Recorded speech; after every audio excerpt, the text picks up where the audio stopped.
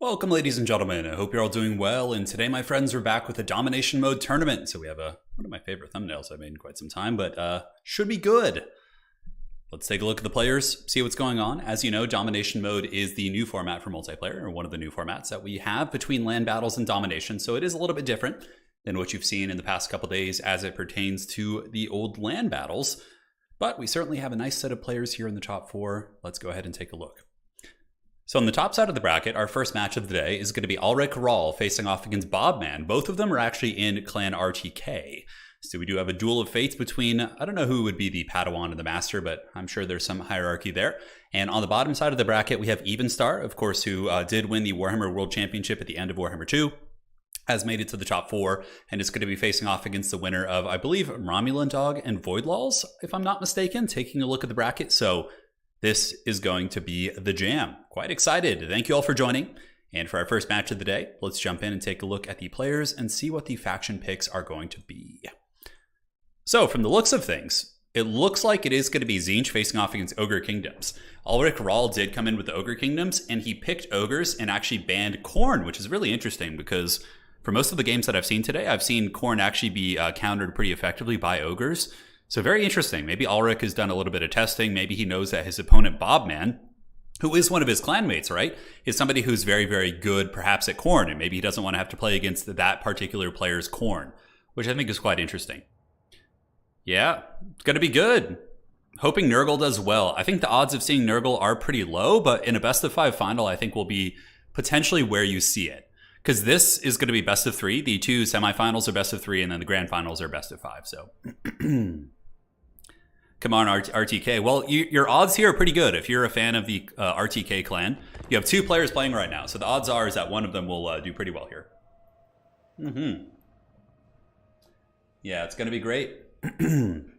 Sorry, just feasted a whole bunch. Oh my god, look at the build. Wow, look at that Ogre Kingdoms build. What is that?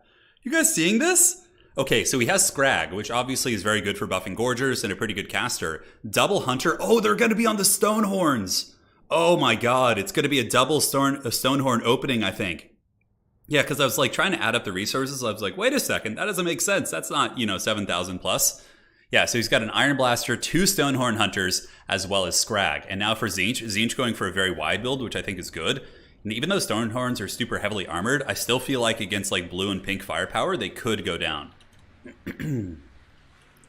Turin, besides the basic anti-large unit, what do you think Nurgle needs to be competitive? I honestly think that's going to go a long ways for them. Like, giving Nurgle a good anti-large unit will help them quite a bit. Okay, what does Nurgle really struggle against? I'm trying to think. If we're talking about domination mode, shooting is definitely pretty rough for them. So, yeah, getting shot at is tricky. Yeah, like if they gave them a really good fast lord that was like big and fast, like Tamarkon riding a toad dragon, and then like a bunch of mortal units. So I'm talking like Chaos Warriors of Nurgle, Chaos Warriors of Nurgle with halberds, like that whole run of units. I think that Nurgle would be in a pretty good spot. Because they have the essentials of being a good faction, like some of them with like healing and durability, but they're just missing a couple other things that they really need to get to the next level. Yeah, which is going to be crazy. Oh my god. So this is a wild opening. So guys, yeah, we have Scrag here, plus the double Stonehorn Hunter. So these guys do have anti-large and anti-large spears that they throw, and also do have bonus towards infantry. So what's really crazy about the Stonehorns is their effectiveness against like a wide variety of targets, right? So we have the double Stonehorn, and Scrag is going to be coming in with the heals as expected, and a single Iron Blaster. Oh my god. And now looking at the forces of Tzeentch, it's going to be a blue squad. So the blue man group, it's going to be blues on the ground backed up by double pinks. Screamers are widely considered to be one of the worst units on the entire roster for Tzeentch, but I mean, they are anti-large armor piercing, so in theory, they should perform against many of these big units. We got Herald of Tzeentch with the blue fire. Blue fire spam is really, really good. Basically, the caster can sit on top of a Scrag here and just blast him with the blue fires the entire game, and typically we'll get some pretty good value. So, very interesting choices. The Tzeentch army is going to be moving up. Looks like the Ogres have summoned in their first wave of reinforcements, which I think is just going to be Ogre Bulls, I would imagine. Yeah, just Ogre Bulls. Just need some bodies to get in there. Those big chunky boys with their gut plates looking to move up and grab the objective. And I wonder if the Hunters here are going to be actually trying to pick off the Herald of Tzeentch that's up in the sky. Iron Blaster does get through the shields of these Screamers and does a little bit of damage, certainly not bad. Iron Blaster is very strong. Of course, they are limited to one. So Ogre Kingdoms do have some unique restrictions. They have access to only one Iron Blaster in their entire army. They can't have two. And on top of that, they can only bring a couple Gorgers. So there are some limitations. Eledron, you have not missed anything. This is like the beginning of the first match, so you are here just in time. Now, interesting, look at this. Tzeentch is actually playing the objectives much more than the Ogres. We have two blues on the other side as well as a pink unit moving on to objective number 1. And Tzeentch is still going to be taking an engagement here, so a little bit risky for sure, but certainly a testament to their confidence. Flamers here are a really, really good choice. They're going to be super effective at melting the big armor, and from the looks of things, it looks like Tzeentch will be able to grab 2 objectives right out of the gates to get a little bit of an early lead on the Ogre Kingdoms, perhaps. We'll have to see. Yeah, Nurgle Blight Kings with shields would be really cool. I agree, yeah. Like, Nurgle... Here was my theory I was talking about last night. So last night we had a really casual campaign stream, and we discussed this at pretty substantial length. Iron Blaster shooting across the map, able to pick off a couple of those blues, doing some good damage, and Ogres are going to be responding with some Ogre Bulls, which the blues and pinks should be able to handle pretty easily. But, you know, obviously Games Workshop wants to sell models. Creative Assembly is going to work with Games Workshop, and GW, like one of the biggest mainstays of Nurgle in their current fantasy rendition, is the Blight Kings, right? So by adding like Blight Kings of Nurgle in, like I think it's going to sell tabletop models. I think it's like it's a win-win for everyone. It's a win for Games Workshop, it's a win for the players, and for Creative Assembly. So I would wager we're going to see some really cool mortal followers for all the Chaos Gods at some point. I mean, Khorne already has a fair amount, but... So yeah, Ogres do have the mobile advantage, right? So they can move around. The Tzeentch army is relatively static. You know, it's going to be moving at 38 speed isn't bad, but it's very infantry based. It wants to keep its formations. Objective's going to be opening up here soon, but the Ogre's probably going to be able to swarm this with the 2 Hunters coming in the back here. The Screamers are flying across the map, but I really like this maneuverability from Ulrich. Blue fire going down. Scrag actually is pretty beat up here. Those blue fires have been really, really effective. First firepower going into the Noblars here. Little Noblars that could, going to be taking those shots, and yeah, Hunters coming in the back. What is the summon going to be? More Screamers of Tzeentch. Now, I've like myself not seen Screamers do very well, even against big armor, and I personally feel like this entire Tzeentch army here is just going to get absolutely steamrolled. Like, I feel like the Hunters are going to flank them, the Screamers are going to do next to nothing as they usually do, and there's going to be a tricky pickle. Now, he's trying to retreat, which I think is a good call. Just pull back and maybe get to some more reinforcements here. Tzeentch, of course, will be getting this objective and potentially number 2, but if you lose too much value here, that can be very, very tough, right? So the Screamers do end up attacking the Ogre Bulls, running up to the reinforcements. Oh, the blue fire angle was rough. Only 1 shot gets through. You got to watch out for those little cliffs. Sometimes they can obstruct you. But the pinks and blues are scurrying away. Screamers have engaged, but Screamers are like losing to Ogre Bulls. That's kind of the thing about them. I just feel like they're such a bad unit. Yeah, it's a little bit weird. The hell is that? What the hell was that? Wait, what was that cannon? Oh, that was the hunters. Okay, so the hunters have like a bombardment ability, which seems pretty good against Tzeentch actually. Yeah, because they can like clear out light infantry. Okay, I kind of like that. Now some of the blues and pinks did get back. Screamers getting absolutely destroyed. Ogres are up in value, but ogres are going to be losing on the objective. So Tzeentch does, even though they might lose this engagement here, what the Tzeentch player can probably do at this point is summon in a bunch of troops down here and come and reinforce objective number 2 and just kind of hold the middle and do their thing. Yeah, we'll have to see. We'll have to see, but they're still fighting pretty well on this objective. The Screamers of Tzeentch have attacked in, but are getting wrecked by the Ogre Bulls, which cost a little bit less, which is unfortunate for them. Herald of Tzeentch sitting up on his disc. Honestly, I think he should maybe be sitting over by Scrag and just kind of trying to snipe him the entire game. Now Ogres are summoning a bunch of Iron Fists. Iron Fists are the Ogre counter against shooting, or as one of the better counters they have. So Iron Fists basically are shielded Ogres, right? They have the bronze shields. So they're going to be moving in. Flamers of Tzeentch getting some nice shots right here. I think Tzeentch just kind of ignores objective number 1 and just goes for number 2 and just plays 1 and 2 the entire game and just like lives their best life there. I think that's the best play. Shots going in on the Ogre Bulls that are moving in, and though they are shielded, they're still lightly armored, so that's going to be a ton of damage coming in from the Tzeentch forces as they melt those Ogre Bulls. Up top, Tzeentch is winning in a very decisive not Tzeentch, excuse me. Ogres are winning in a pretty decisive faction, but they haven't actually, yeah, they did capture the objective, so they at least got that going. Flamers of Tzeentch shooting in. Some of them blasting some shots into the old hunters here, but the hunters seem to be pretty healthy. And with Scrag's healing, they can get even stronger for sure.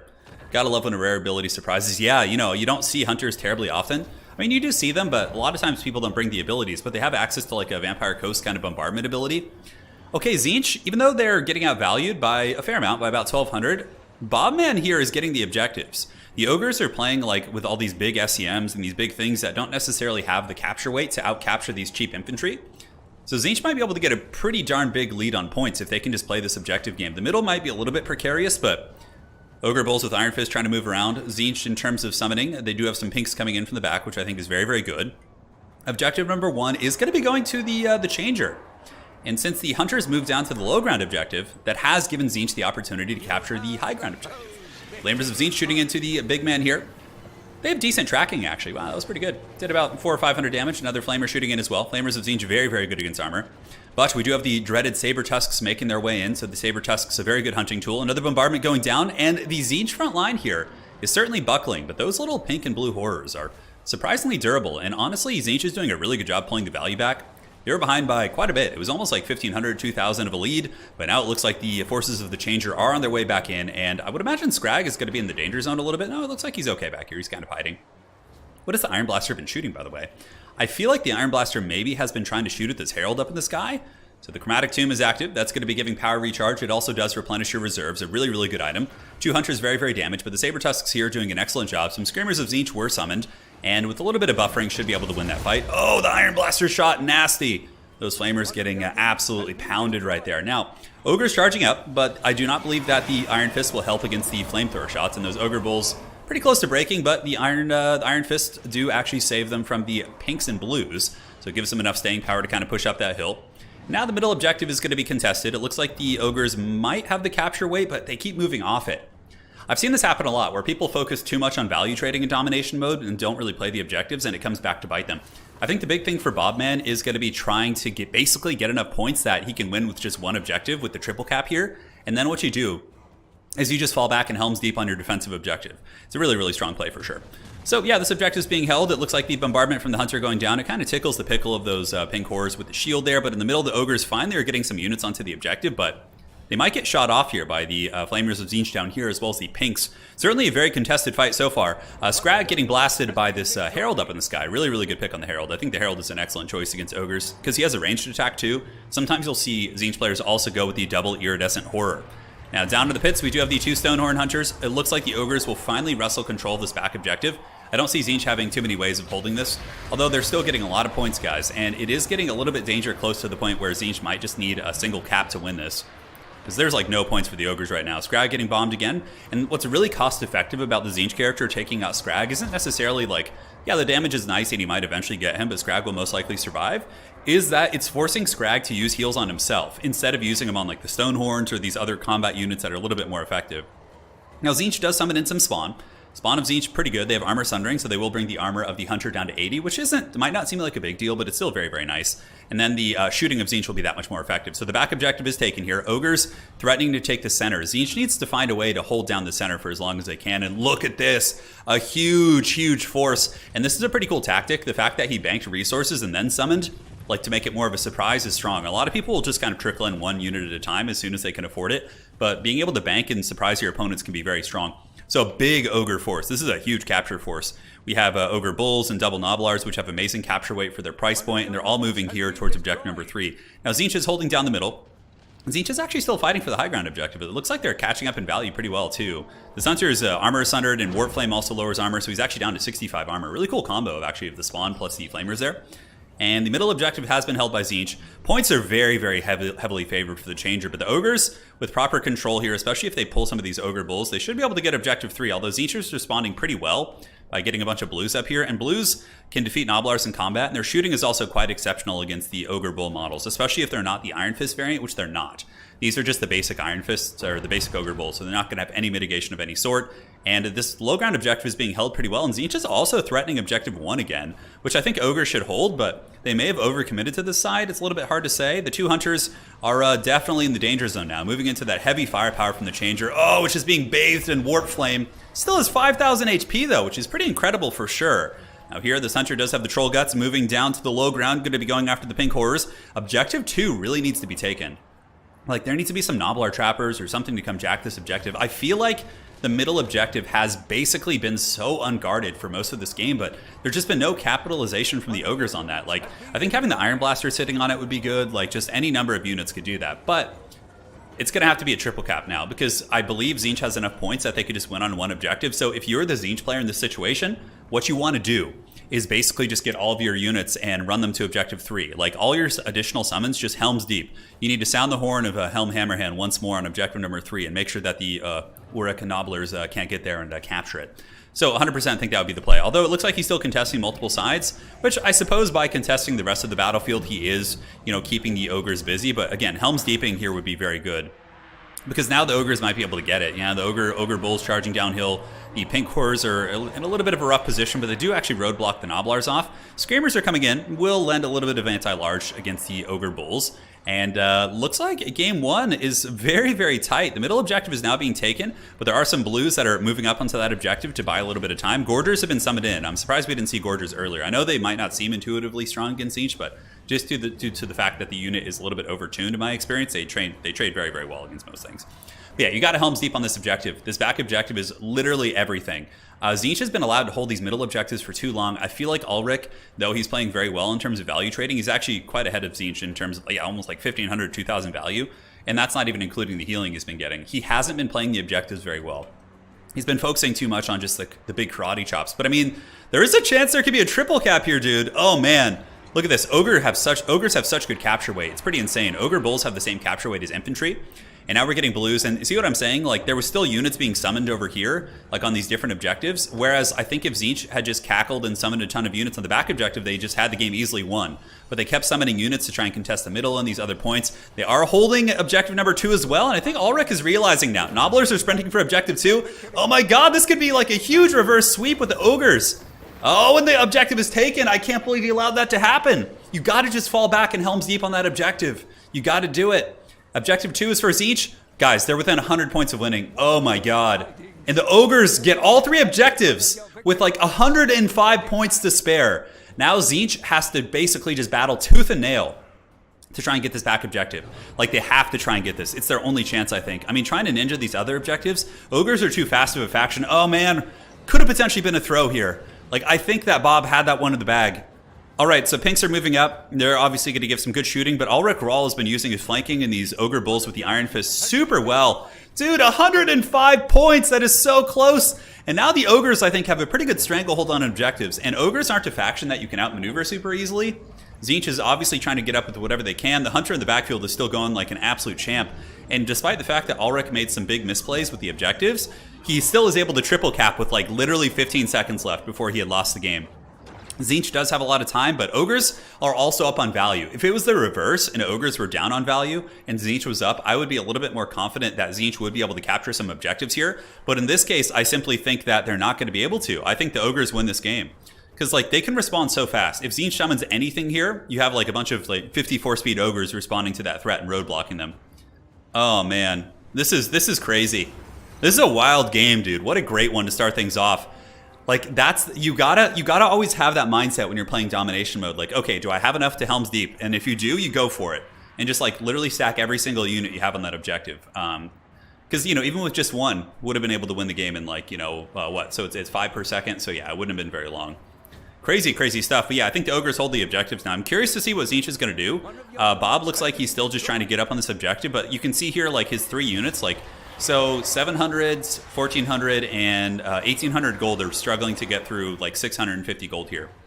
Like struggling horribly. The Ogre Bulls with Iron Fist, very cost effective here. I wonder if Tzeentch could pull some sort of a switch and go for like a huge back cap. That's probably what I would recommend. If I was the Tzeentch player in this situation, I'd probably bank like 2,000 gold, summon a couple Forsaken if I have them, and just like try and blitz to objective 1 for like an all-in or something. It's going to be tough. Ogres really have a good stranglehold on this one. And now the Ogres are just cackling and getting more points. And yeah, I think that's got to be GG. Like Bob's army is getting crumbled up in the high ground. Man, and the Ogres pull out just a narrow victory there. That was a crazy game. Well played to both players. That was a fun one. I thought Tzeentch had that one in the bag with the points lead.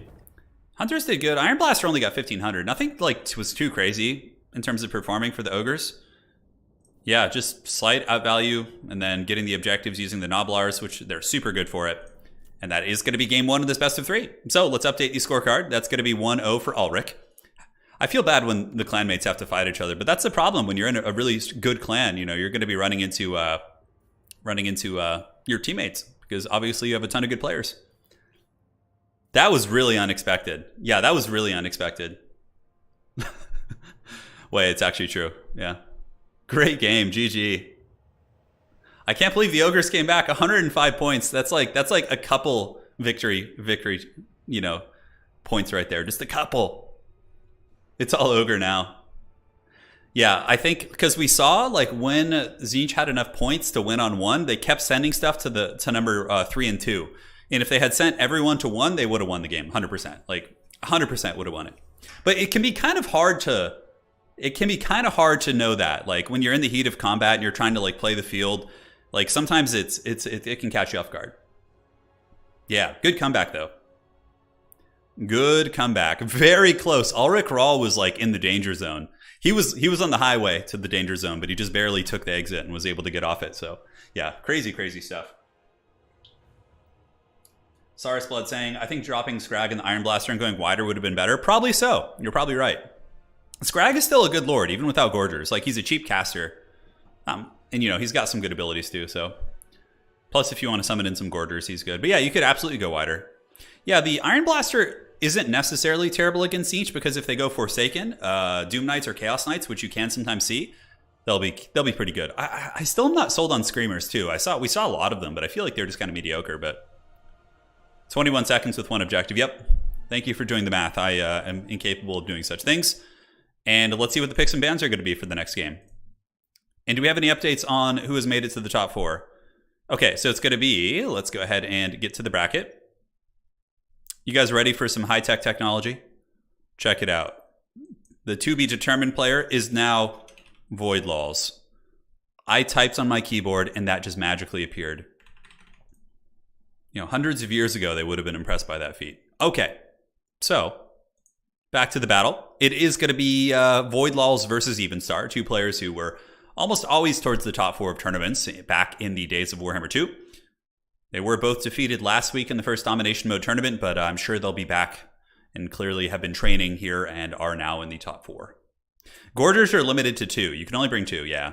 And against Tzeentch, they're not like super good anyways. They're still like great. Like you should always bring them just because they're super cost effective. But in general, yeah.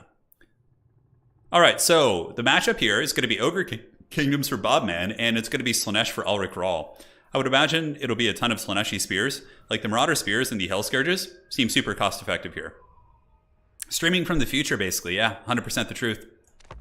We're on the Mountains of Morn, so this is the Ogre Kingdom's map. It has a lot of line of sight blocking, so shooting isn't like amazing on this map. It's not the worst. Like, you can definitely get an Iron Blaster and kind of sit it and cover the 3 points potentially, but there are a lot of ways to line of sight it. So Slaanesh certainly can do some work here. This is a very good map for Slaanesh, I think. Although, I don't know. Now that I think about it, there's a lot of choke points in that middle, and Slaanesh can kind of get trapped there. Slaanesh probably prefers big open spaces that they can surround you on. Yeah. Where's Norska at the moment? Norska is not here. They're waiting in the waiting lobby of the Immortal Empires. Professor Bone. Yeah. Lore of Turin. My keyboard's just all decrepit. Yeah, it's trying its best. Trying its best. I have my doubts they would have been impressed by a typewriter mixed with a movie reel. Yeah. Hey, well, welcome back. Welcome back. What do you think about Legend's opinion of Total War Warhammer 3? So it's, you know, here's the thing. Like, I am a multiplayer guy. So for me, like, I like campaigns. I don't do them often. For him, he probably played a lot of campaigns and burnt out on it because he didn't like the primary mechanic, right? Which I'm honestly not a huge fan of the Realm of Chaos either. Like, it's fun the first time you do it, when you first experience it, but like after the fact, like you do it once or twice, I kind of like, I felt the exact same way about the Vortex campaign. Like, after I did the Vortex campaign like once or twice, I just never wanted to do it again. And I feel that way about this one as well. So, but for me, it's not as big of a deal because I really mostly only care about multiplayer and PvP. So, I have a very different lens through which I look at this game. But I certainly understand a lot of the criticisms of the Realm of Chaos, and I don't like it that much either, beyond the first time I played it. It was fun the first time. Because, like, you're discovering all these cool things. You're going through the Realm of Slaanesh, and you're getting these treasures, and Khorne is like this gladiatorial arena. But after doing it a couple times, I certainly was like, okay, I'm ready for my sandbox experience. Let's give me that Mortal Empires. That's what I want, you know. So that's my opinion on that. That is my opinion. Is there a fantasy equivalent of Noise Marines in fantasy tabletop? I don't believe there is, really. I mean, no, I don't think so. Slaanesh has like no shooting in tabletop.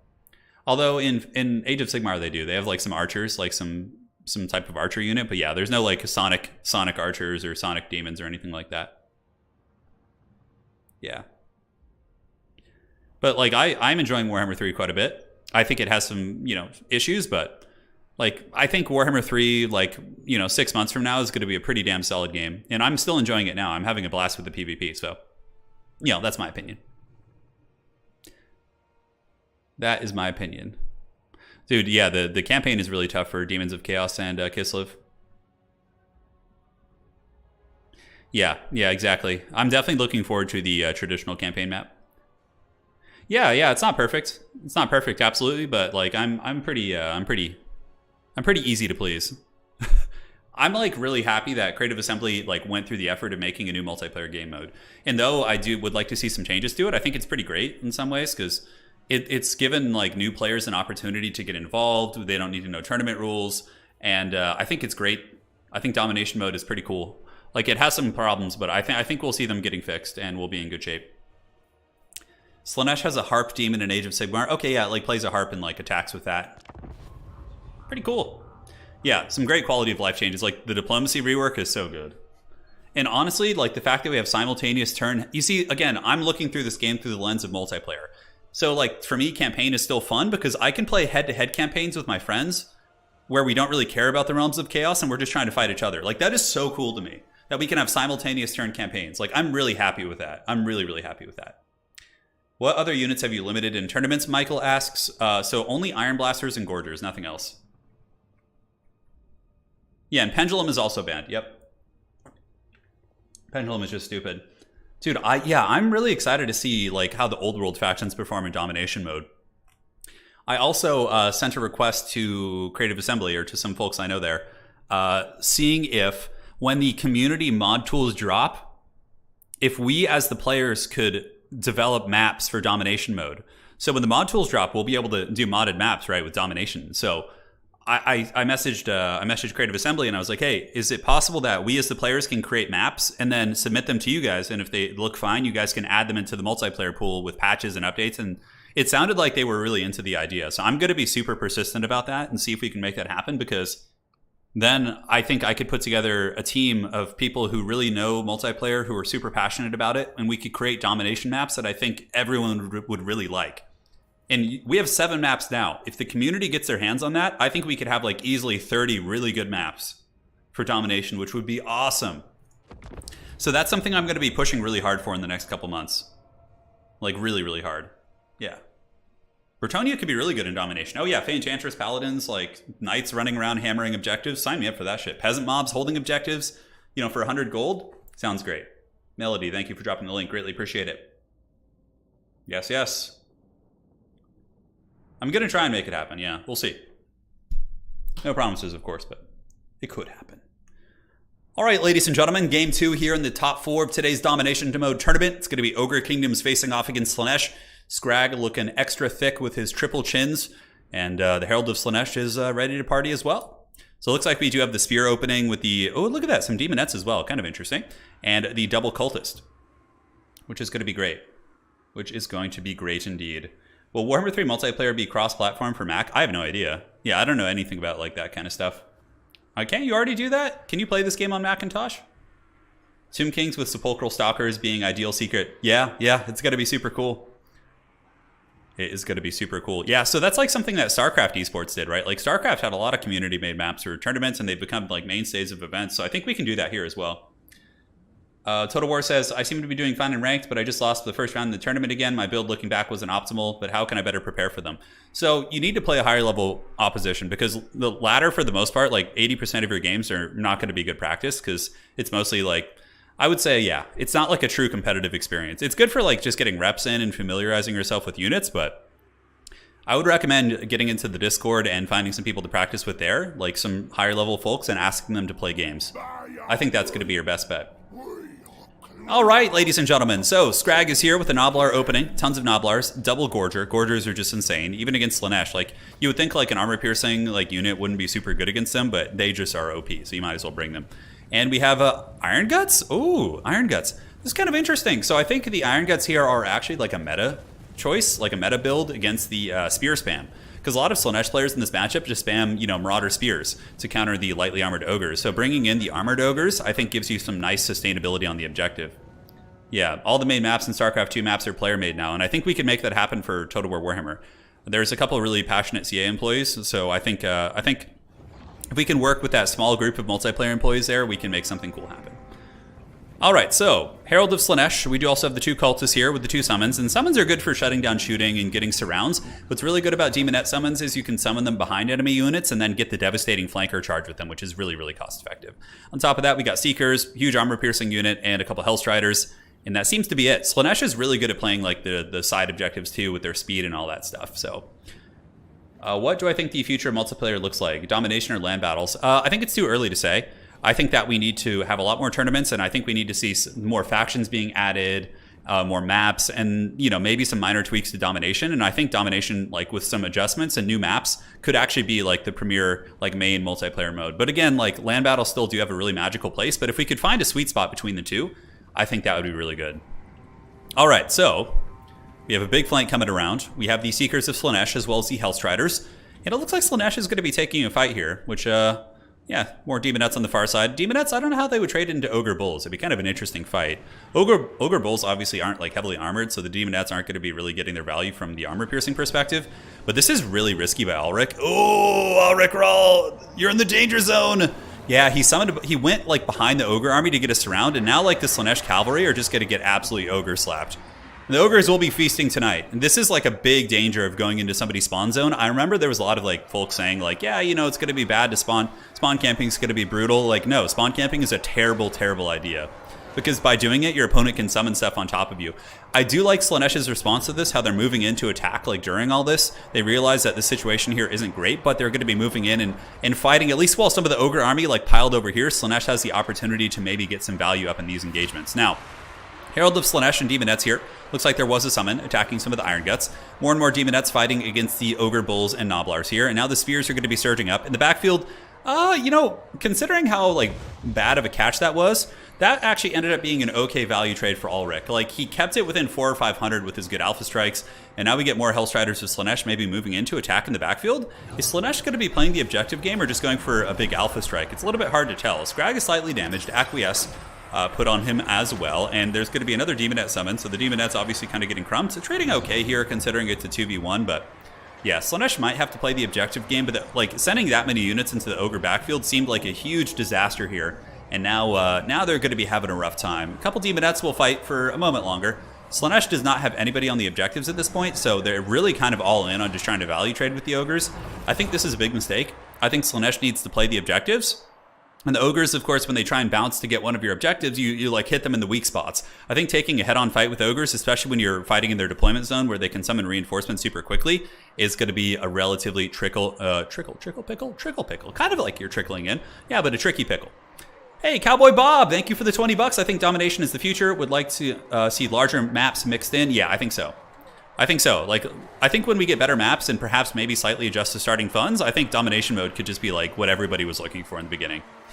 But yeah, Slaanesh continuing to fight and try and snipe here, trying to goon Scrag, but Scrag uses Troll Guts. He's going to be healing up, and the Herald is being pushed back. I honestly think this is going to be a pretty quick, decisive victory for the Ogre Kingdoms. I wouldn't be surprised if Ulrich Rahl actually withdraws. Ooh, look at the Dismember here, putting the Slaaneshi Cavalry down to 40 speed and slowing the rate at which they get in here. Ooh, I like that. Narcissism being used on some of the Gorgers there, but now Gorgers going to pop out here and should be able to karate chop these guys. Although, yeah, they do have the anti-large. Maybe they'll be able to defeat the smaller number of Gorgers. We'll have to see. No objectives being taken. Slaanesh is just straight up going for the kill. Straight up going for the kill. But the Ogre Kingdom seem to be holding pretty well. Iron Guts being really, really tanky too. They're just holding on like champs. Many of the Slaaneshi spears trying to saturate into the Ogres, but I think the Slaanesh leadership is in bad shape. You can see the Cultist here is just being absolutely slapped by these Gorgers. And the Herald of Slaanesh doing an okay job with the summons. Like, is Slaanesh even going to play the objectives? I don't think so. It looks like they're just straight up going for it. But guys, the Ogres have almost doubled their value right now. And Slaanesh is an army that if you lose big engagements like this in the beginning of the battle, you are just going to have a really, really bad time. Because now the Ogres, oh, the giant Ogre fist right on the Marauder Spear is going to be breaking their backs, giving them the old Batman backbreak there. And now we do have a couple of Chaos Furies. Summon one holding back the Ogre Tide, but I think it's inevitable. The Thanos Ogres have emerged. They're starting to grab the objectives. Slaanesh is going to be pushed back into its spawn zone, and it's only a matter of time. Like, Slaanesh can try some, like, cheeky plays here, you know, where they go for, like, the side objectives and try and, like, isolate positions. But honestly, being behind so much like this, it's just not going to be possible.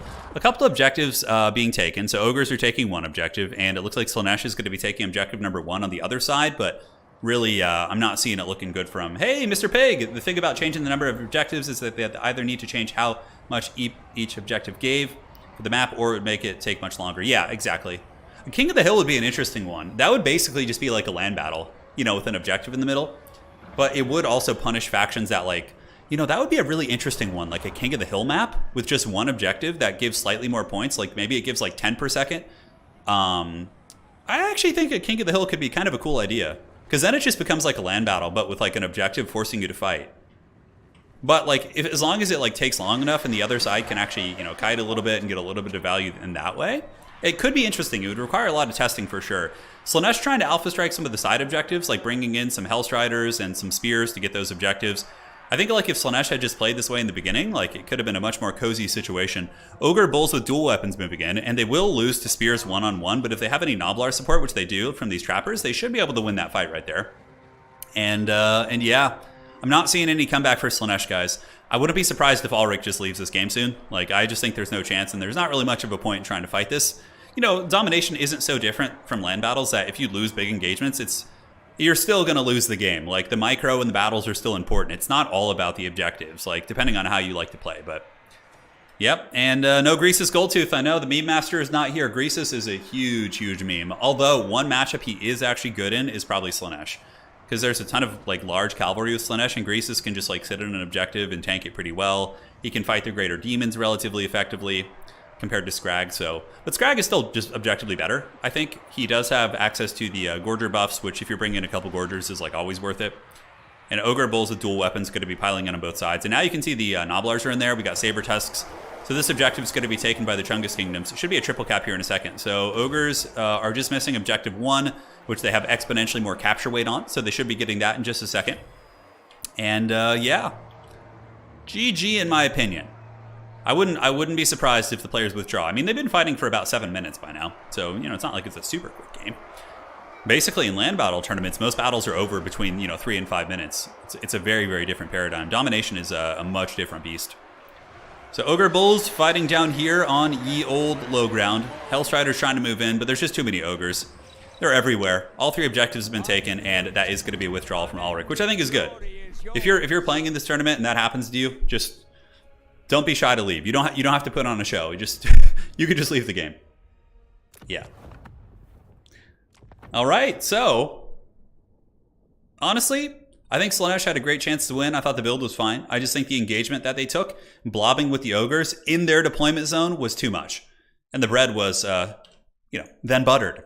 Bobman has tied up the series. It is 1-1, and now we are going to be going to the Eye in the north. So let's have some fun. Maybe we'll see a wild Cathay pick. Who knows? But the last game is a blind pick. But they still get their picks and bans, and they can't play any of the factions they previously played. So it's a little bit of a different beast. So we'll see what the players do now. Thank you all for joining, by the way. It's been a fun tournament so far. We've had some really good games, especially that first one. And now we're going to be moving on forward. Ant-Man, thank you for the $20. Turin, Greasus said, Greasus Goldtooth now stands for... That's funny, dude. Not sure what that means, but it sounds pretty cool. Yeah, Ant-Man, thank you for the donation. Appreciate it. Greasus. I think Greasus is actually heavier than Grom the Paunch. Somebody actually went and looked at the mass stats of those characters, and Greasus has 4,000 mass, and Grom has 3,900.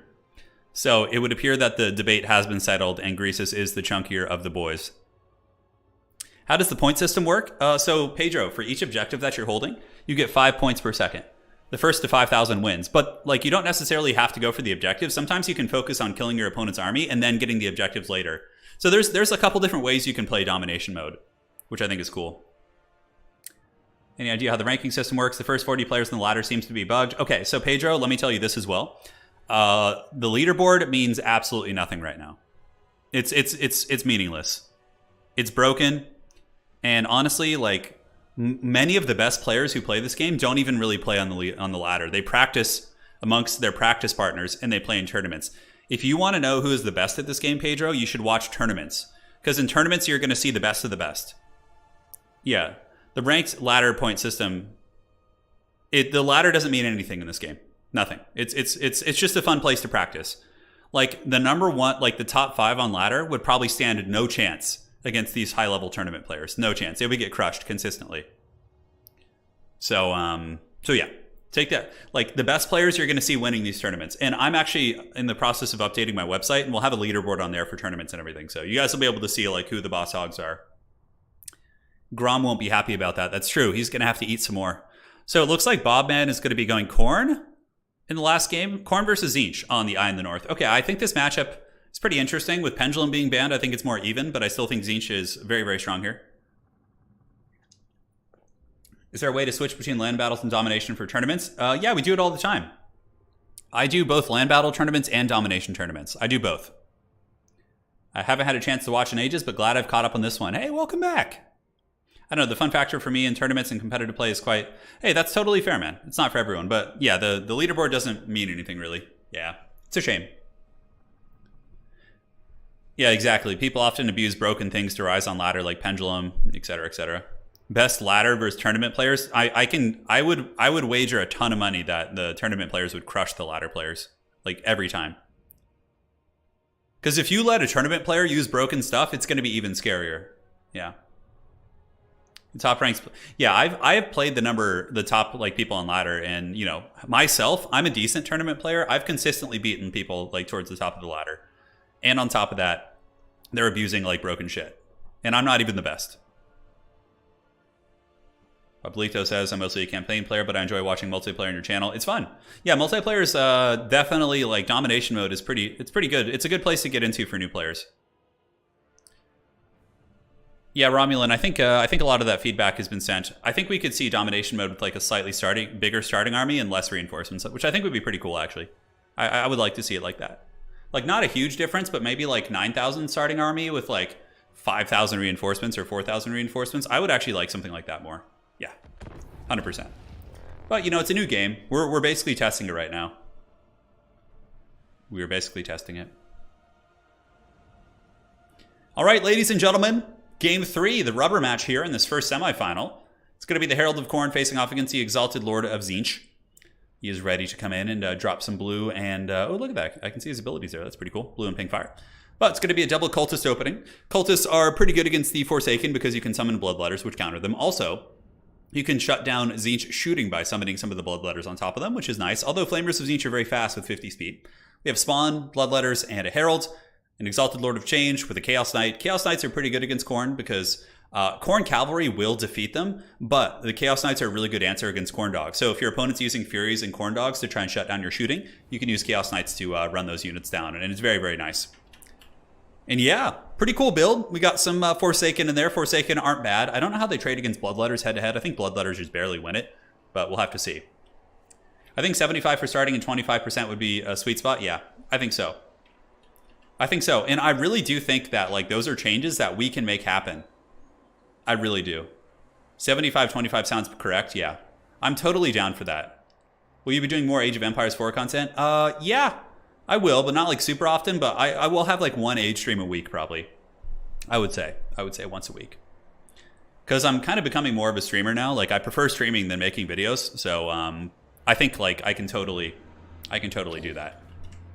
Yeah. All right, so the battle is on. The forces of Khorne moving out and getting ready to party. Cultists of Khorne is here with the Spawn of Khorne. Yeah, like I think if they did change the funds to be a bigger starting army and added open field maps, I honestly feel like people who were kind of disenfranchised, who really like land battles more so in like the bigger starting armies, I think a lot of those people would be happy for sure. Yeah. So here they come, Bloodletters of Khorne. Staring down the Exalted Lord of Change, who does have blue and pink fire. Blue fire is okay here. If you shoot it down the side of infantry, you can actually get some decent value. I mean, that's not like terrible. It does a little bit of work. The Bloodletters do have 25% spell resist though, so they can take those shots relatively well. Yeah, both players probably just going to be chilling, being a little bit cautious, and I think they're going to be waiting for the objectives to open up before they really kind of show their hands. Look at that, I can go cast from the mighty tower head. Oh, look at this, kind of fun. So look at this perspective, isn't this cool? Yeah, that's kind of rad, actually. Can I go up here? I'm actually getting a little bit of like a weird feeling, like I'm on the top of the tall building right now. Oh, that actually like made me a little bit like dizzy there for a second. Yeah, that was weird. Okay. So the Exalted Lord of Change going to be spamming the blue fire here, and pink fire. Oh, okay, trying the pink fire now. It seems like the blue fire is maybe a little bit more effective. I don't know about the Winds of Magic cost for both of those, but here comes ye old Bloodletters of Khorne moving on over to Objective 3 to threaten that, which I think is pretty cool. It definitely forces Tzeentch to move back here and kind of try and deal with that. And this is a rubber match. This is the important one. Whoever wins this is going to be going on to the Grand Finals. Exalted Lord of Change just flying about. Fury's being very cautious here for Bobman. I feel like a lot of the folks in the RTK clan really like to use Khorne. Yeah, they are the Blood Gods champions. Granted, both of these players are actually in that clan as well. So Spawn of Khorne moving up. They do have the old silver chevrons. I love the Spawn of Khorne, although it's a little bit annoying when they rampage, but another blue fire going down doing absolutely nothing. So far I would say Khorne has been having a pretty good time as it pertains to Winds of Magic, and now that OP Pendulum is banned, like if Pendulum wasn't banned, you would see like 3 dead Khorne infantry by now. It's such nonsense.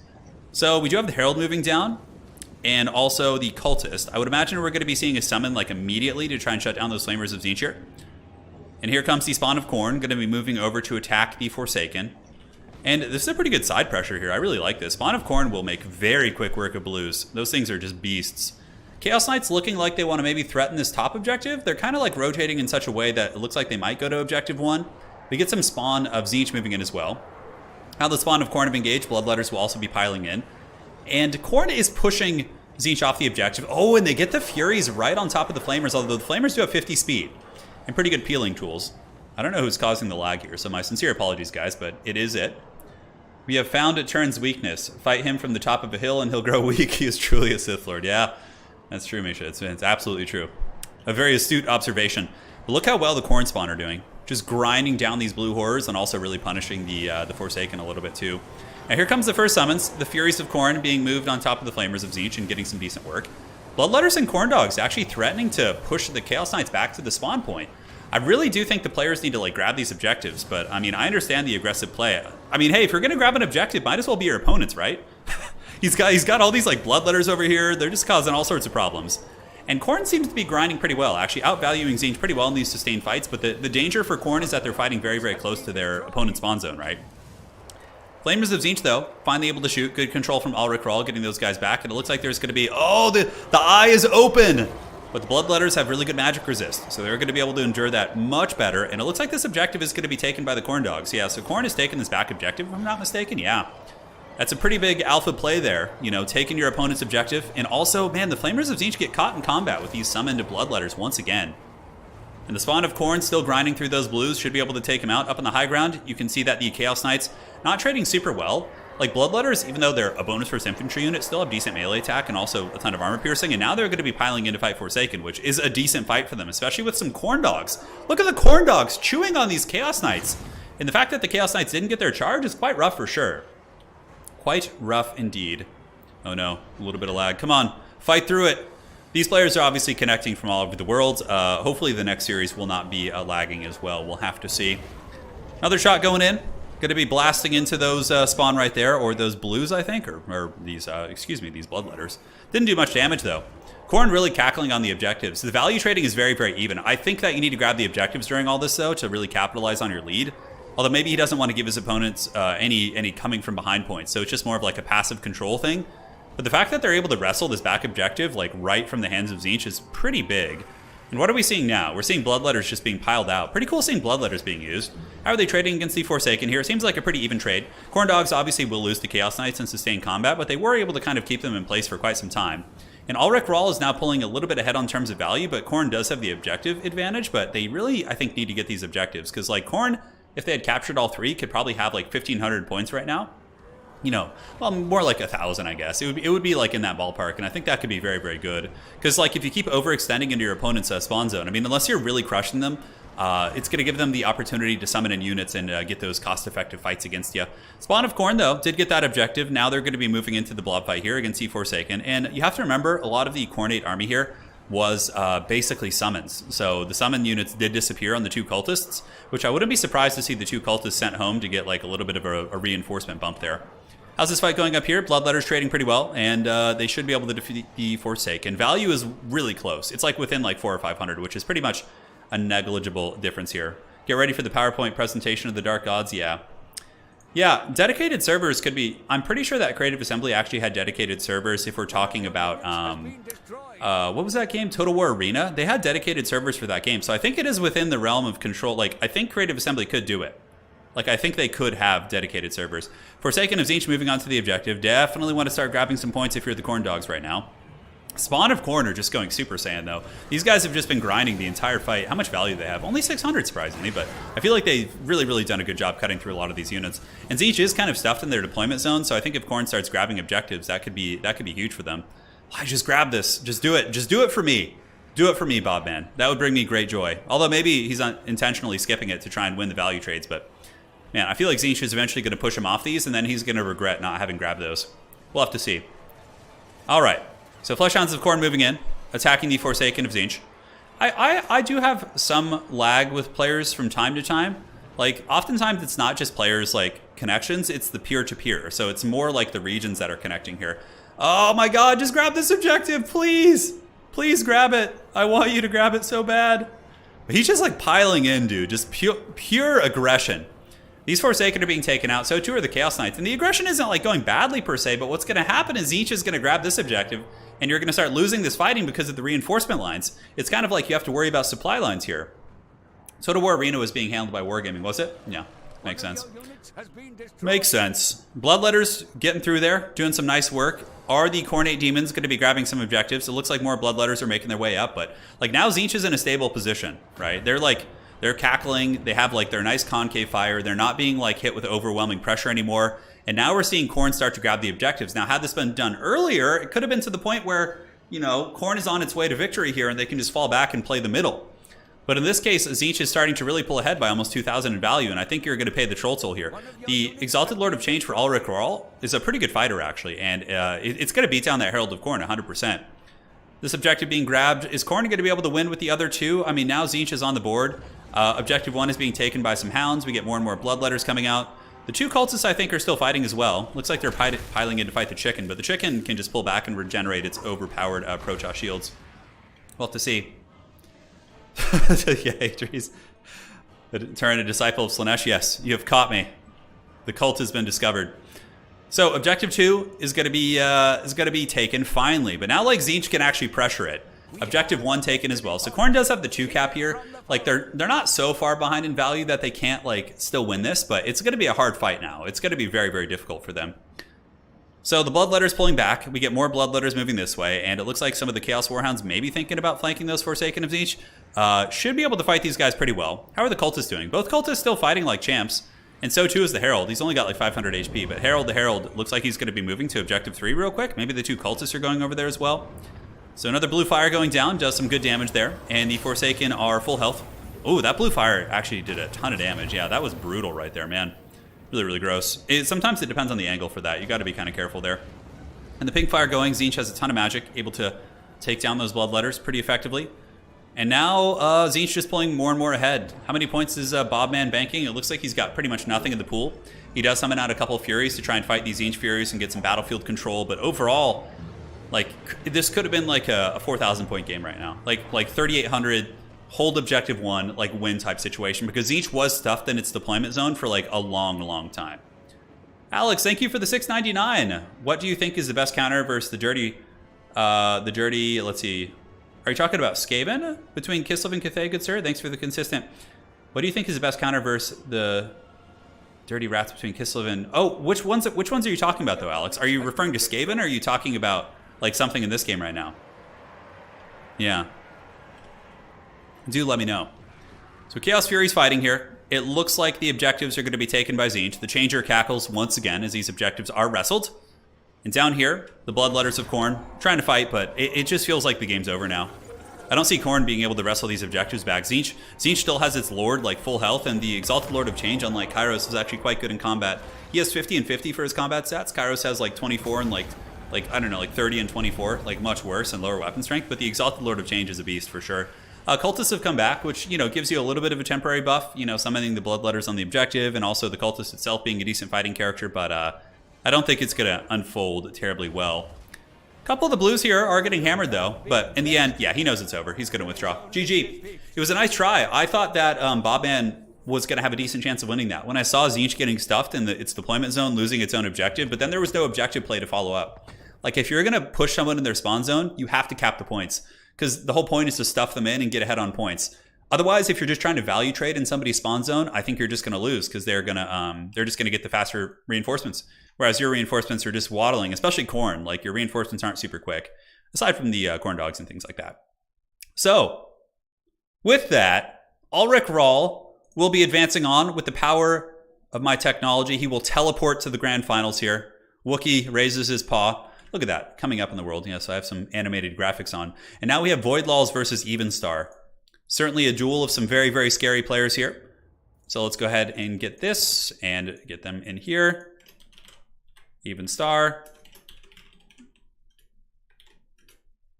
is 1, 2, 3. All right. So setting up the old lobbies here. We're going to do the Silver Spire for our first map. I meant Skaven. Kislev or Cathay against them. I think Kislev is going to be much better against Skaven. Yeah. Because Kislev is just way stronger in general. And like their hybrid shooting will kill the Skaven monsters. Their chariots will annihilate the infantry.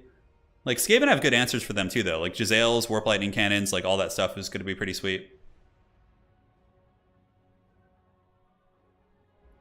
Yeah. So, there you have it. GG. Let's get this set up. And yeah, it's going to be a good one. I'm just going to update the nameplates here real quick. See as the players do join the lobby. I'm not sure who this is. Is this... He's playing under a different name, so let me just double check and make sure I can check on my friends list. Can you guys just play under your names, please? Is this something we could arrange? Instead of all these... Yeah, like, I don't know if this is who this is. Is this one of the lads? It must be. Okay. View profile. God, you gotta make this all complicated. It's got the Nurgle sign.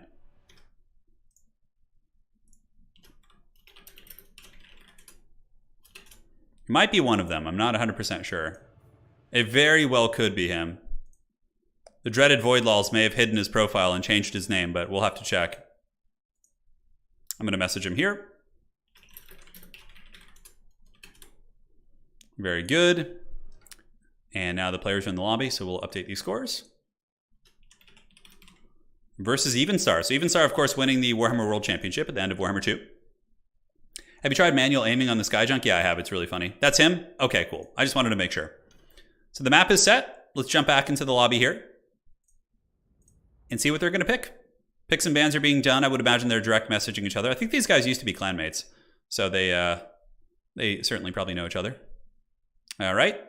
We are in the top 4. The winner of this will be going on to the grand finals to face Ulrich Rahl. Let us see who will emerge victorious today. Okay, that is him. That is him, yeah. It just makes it a little bit more confusing.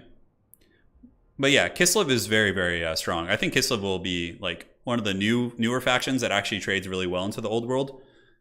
That would be my 2 cents. But we will see.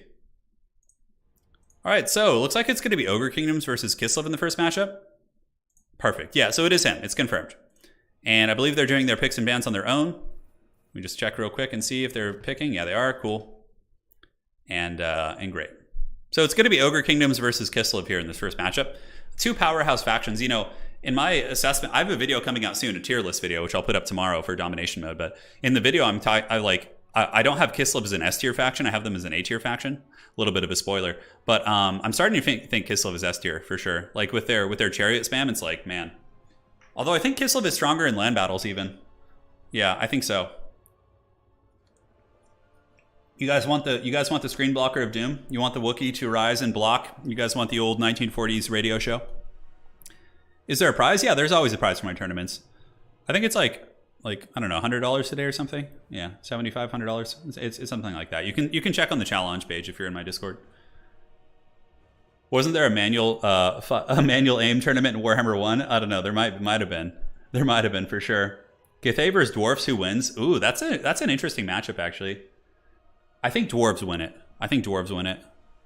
Because their artillery is about equal. Dwarves have better infantry, but dwarves don't have like the Cathay monsters like the dragons and sentinels. But I think dwarves don't care about that because their guns and like cannons and slayers will be able to handle those things. So I think that dwarves have an advantage over Cathay, but I could be horribly wrong. But yeah, I'm starting to think Kislev is S tier for sure. But I already recorded the video and it was very nicely edited, so it's just gonna go up. But my opinion has slightly changed. Although in domination mode, I don't think Kislev is like as good as Ogres and Tzeentch though. Yeah, I don't think so.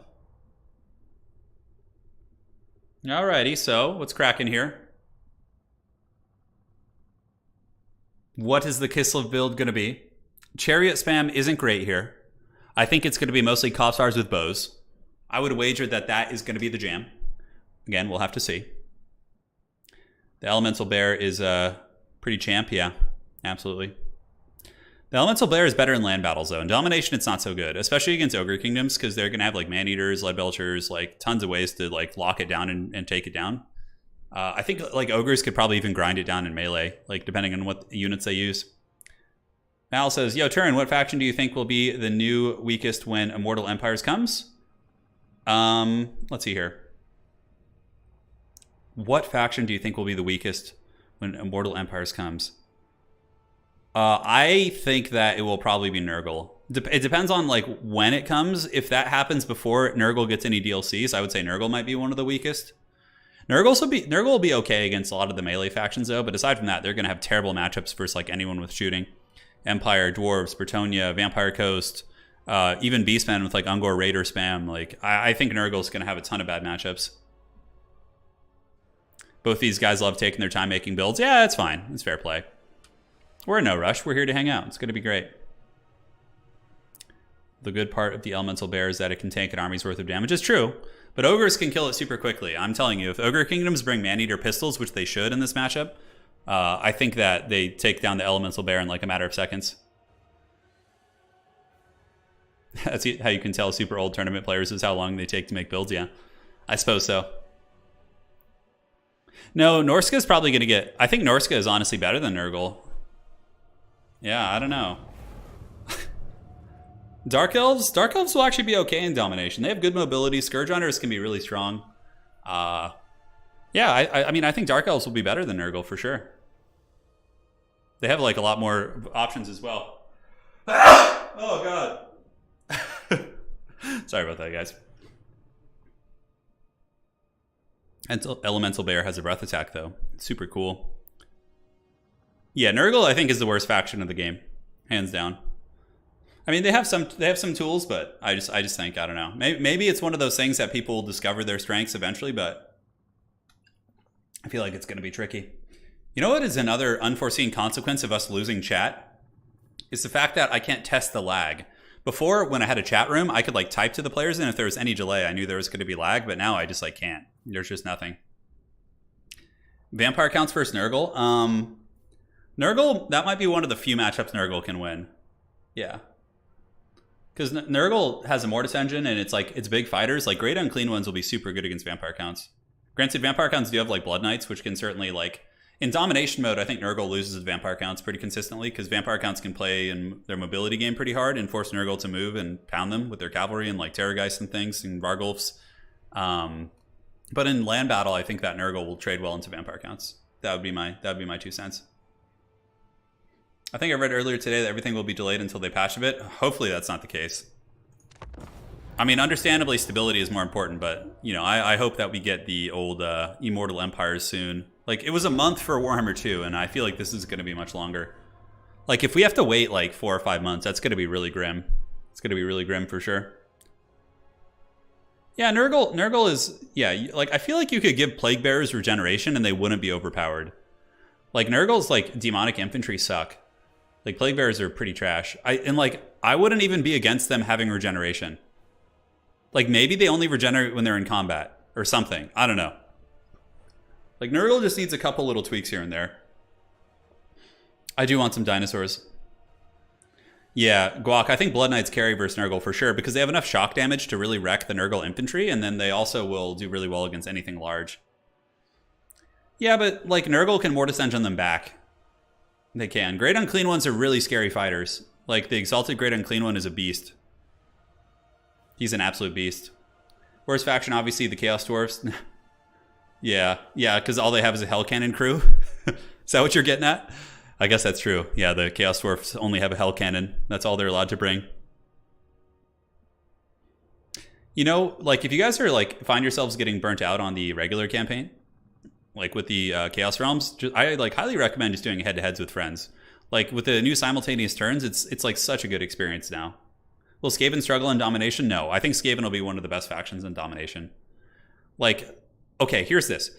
Your opponent is holding an objective with, you know, a 900 gold Khorne infantry unit. You can send 2 125 Skaven slave units and steal that objective from them. Skaven have really good no line of sight needed shooting via mortars, so they can mortar objectives behind terrain. Like, imagine hiding your mortar teams behind this like rock face right here and just mortaring them in the middle. You have super fast units. You have like wolf rats. You have brood horrors. You have rat ogres that can play the objective game really well. You can put council guard in the middle objective. You have a mortis engine with the plague furnace. Like, Skaven are gonna be beast mode on domination mode, in my opinion. Beast mode. You see my friends. I know. Oh man, you guys are making me sad now. Okay, so we had a DC. It's an ogre mirror match. Oh my god. Okay, so I took a screenshot of the build. So we're just going to make sure they bring the same build. This is a very, very common problem, unfortunately. Okay. And let's get the players back in there. So it only desyncs the first time. It's another one of the many issues that CA needs to fix here.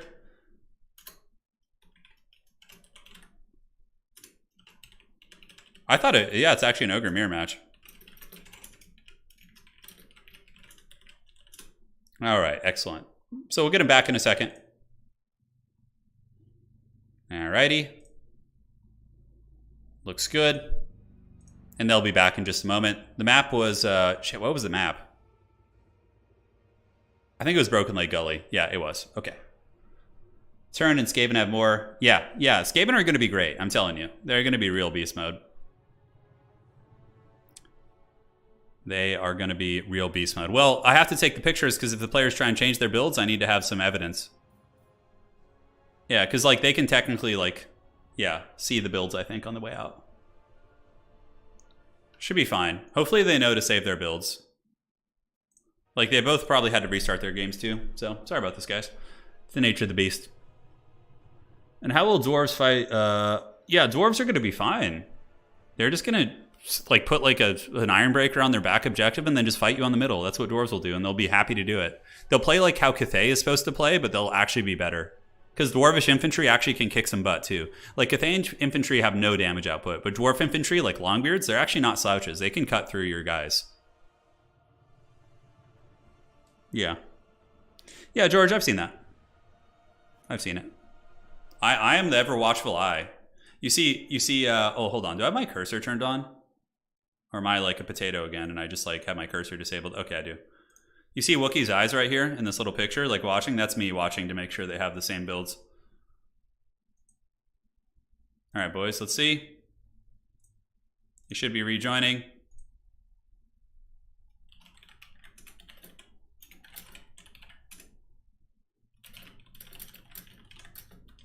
I don't know why I don't have desyncs here. Okay, they were in the wrong lobby.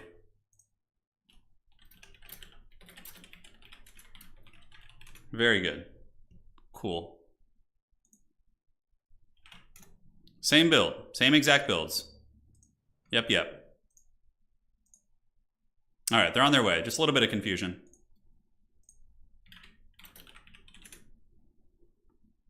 All right, perfect. Yeah, the desyncing is very, very strange. The ever watchful potato. Oh yeah, that's right. It was Silver Spire. Thank you. Thank you. Yeah, for some reason I thought it was Broken Leg Gully. Hadri's with the steel chair saving me from disaster.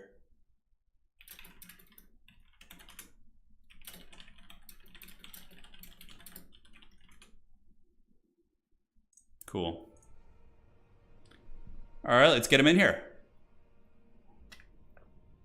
Let's see what they got, what schemes there are. Maybe I have to send the code again. Hopefully they can figure it out. Chaos Dwarves are going to be rad. They're going to be super fun. The Dowies are. That'll be nice too, because then we'll have a nice nice little infusion of new blood into the current multiplayer scene. I feel like Chaos Dwarves are going to be great. Like, I don't know.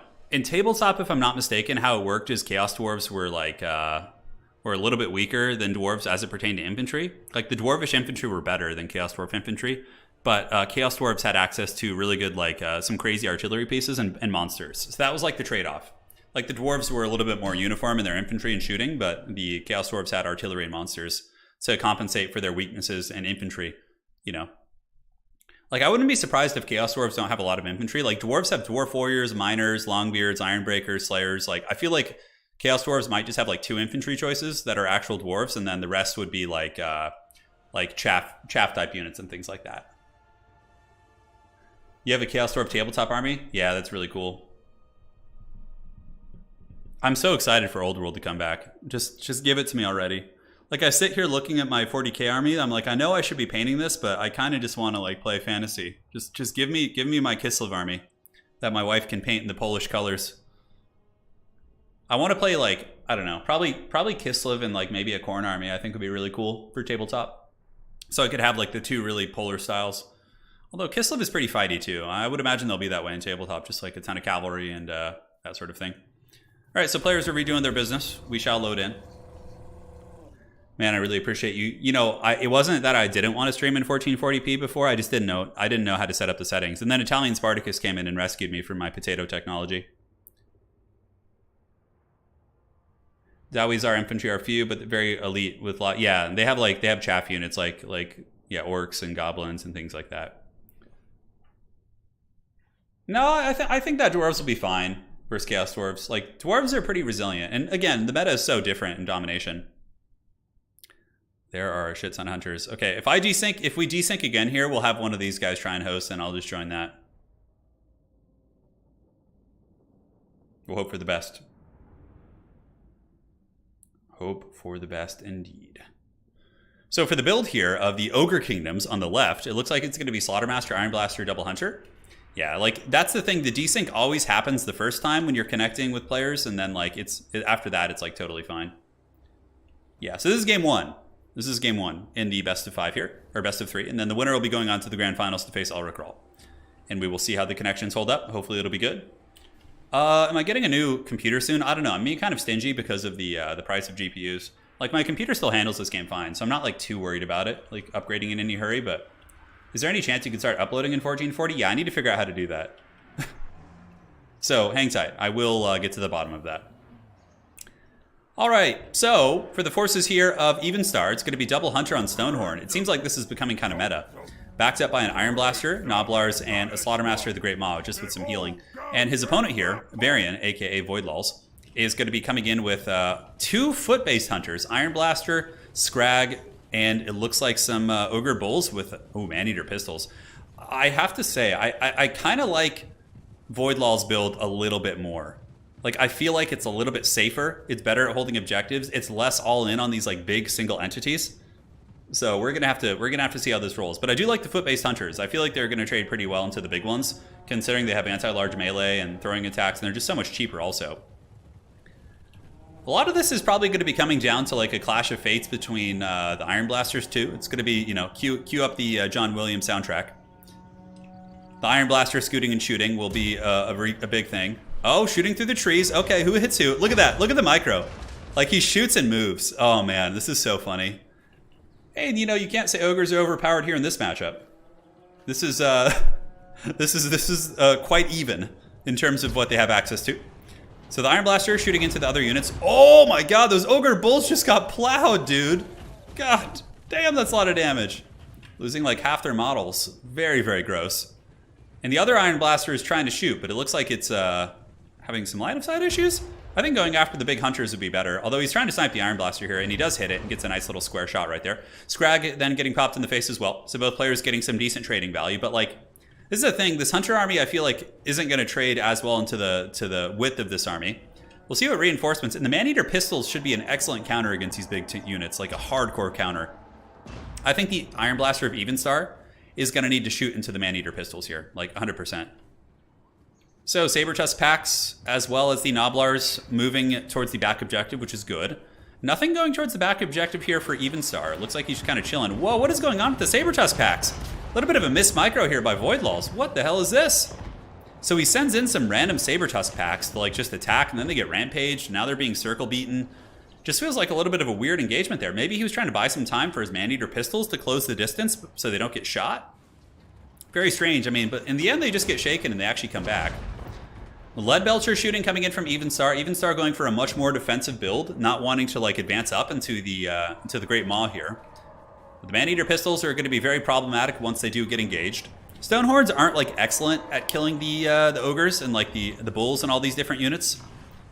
You know, they have anti-large throwing, which of course is quite useful, I suppose. So it makes them a little bit more dual purpose. But the Ogre Bulls here, going to be jumping on top of the old Iron Blaster here, trying to shut that bad boy down. Man-Eater Pistols are now shooting in, and look at the damage that this Hunter has taken from the Man-Eater Pistols. It's such good value. And more shots coming in as the Leadbelchers are able to clear the backline threats coming in from Voidlaws, who is just sending in more and more Saber-Tusk packs. And the Saber-Tusk packs are being used more as like a stuffing tool here. They're not like trying to kill anything per se, but they are just like keeping Evenstar in his deployment zone. And what's going to happen now is that the Ogres of Voidlaws are going to be capturing Objective 2 and 1. Like very, very quickly. And then Evenstar doesn't even have anything going for his objectives right now, so he's very, very much pushed back into his deployment zone. And even despite like the forward pressure here from Voidlaws, he is getting better value overall. You can see he's quite ahead. Oh, look at that, the Hunter Bombardment. What did that do? Okay, it hit some Noblars, I guess. But I think the big MVP so far has been the Man-Eater Pistols. They're just sitting here ripping some fat shots. And what's really good about the Man-Eater Pistols is they're quite proficient in combat too. So if they had to go fight like the Hunters here, it would be a very good trade.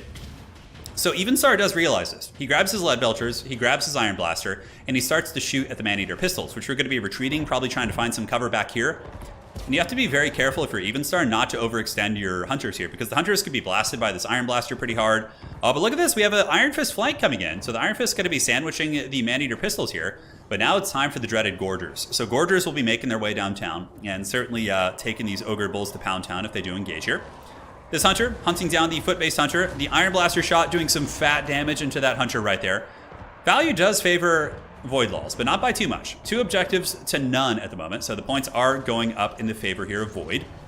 Nice little cannonball going down there on the Noblars, and on the backside here, we do have the Man-Eaters getting their armor sundered. And this is very, very cost effective here for Evenstar.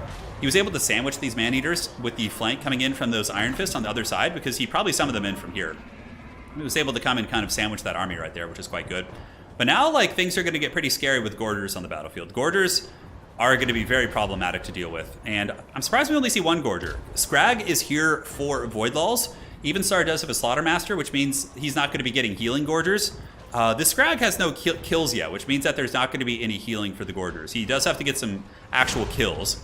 Iron Blaster shooting in, trying to snipe Scrag, and it looks like more Ogre Bulls with Iron Fists are being pulled in, as Saber Tusks here for Voidlaws were sent into the back line and are shutting down these Lead Belchers relatively effectively. Very, very cost-effective trade here. Like a super tattered unit of Saber Tusks, getting in here and taking down like 1,000 gold shooting unit, that's like value city for sure.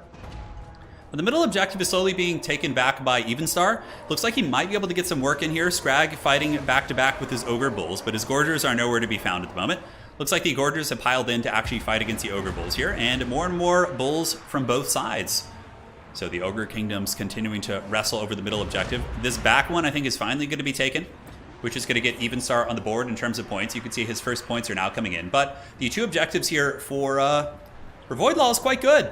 He's up to almost 1,500 points. Obviously nowhere near the point of being able to win with a single cap, but he is getting in that ballpark. But I would say Evenstar is getting the good pushback now. He's crept up in value. His shooting is stable. His Iron Blaster is happily shooting. The Lead Belchers are stabilized here in the back.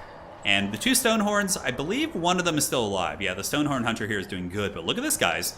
Evenstar is going to actually be wrestling this objective back here. We have the Chungus duel.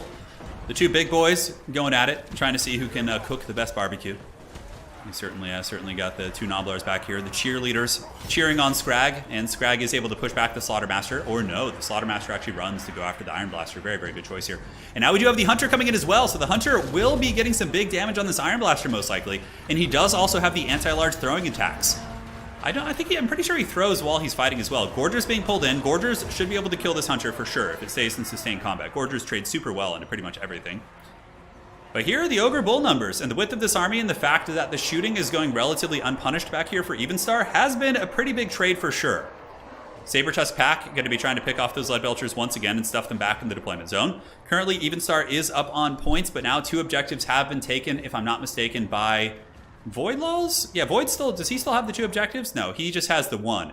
Now Evenstar, who is playing the Greases faction, does have two objectives and is going to be able to easily catch up. Scrag the Slaughtermaster here, though, in a little bit of danger. It looks like an Overcast going down, which does some decent damage to him. And the Gorgers might be able to carry this. Like, there's certainly a chance that the Gorgers can fight their way back here and Voidlaws can re-secure the middle. Has Scrag gotten any kills yet? Okay, it looks like he does have some kills, so I believe the Gorgers will be getting some healing. I'm not quite sure. You have to go ahead and take a look at the Great Pot here, so we can get down here while Big Chungus goes to take a bathroom break here in the forest.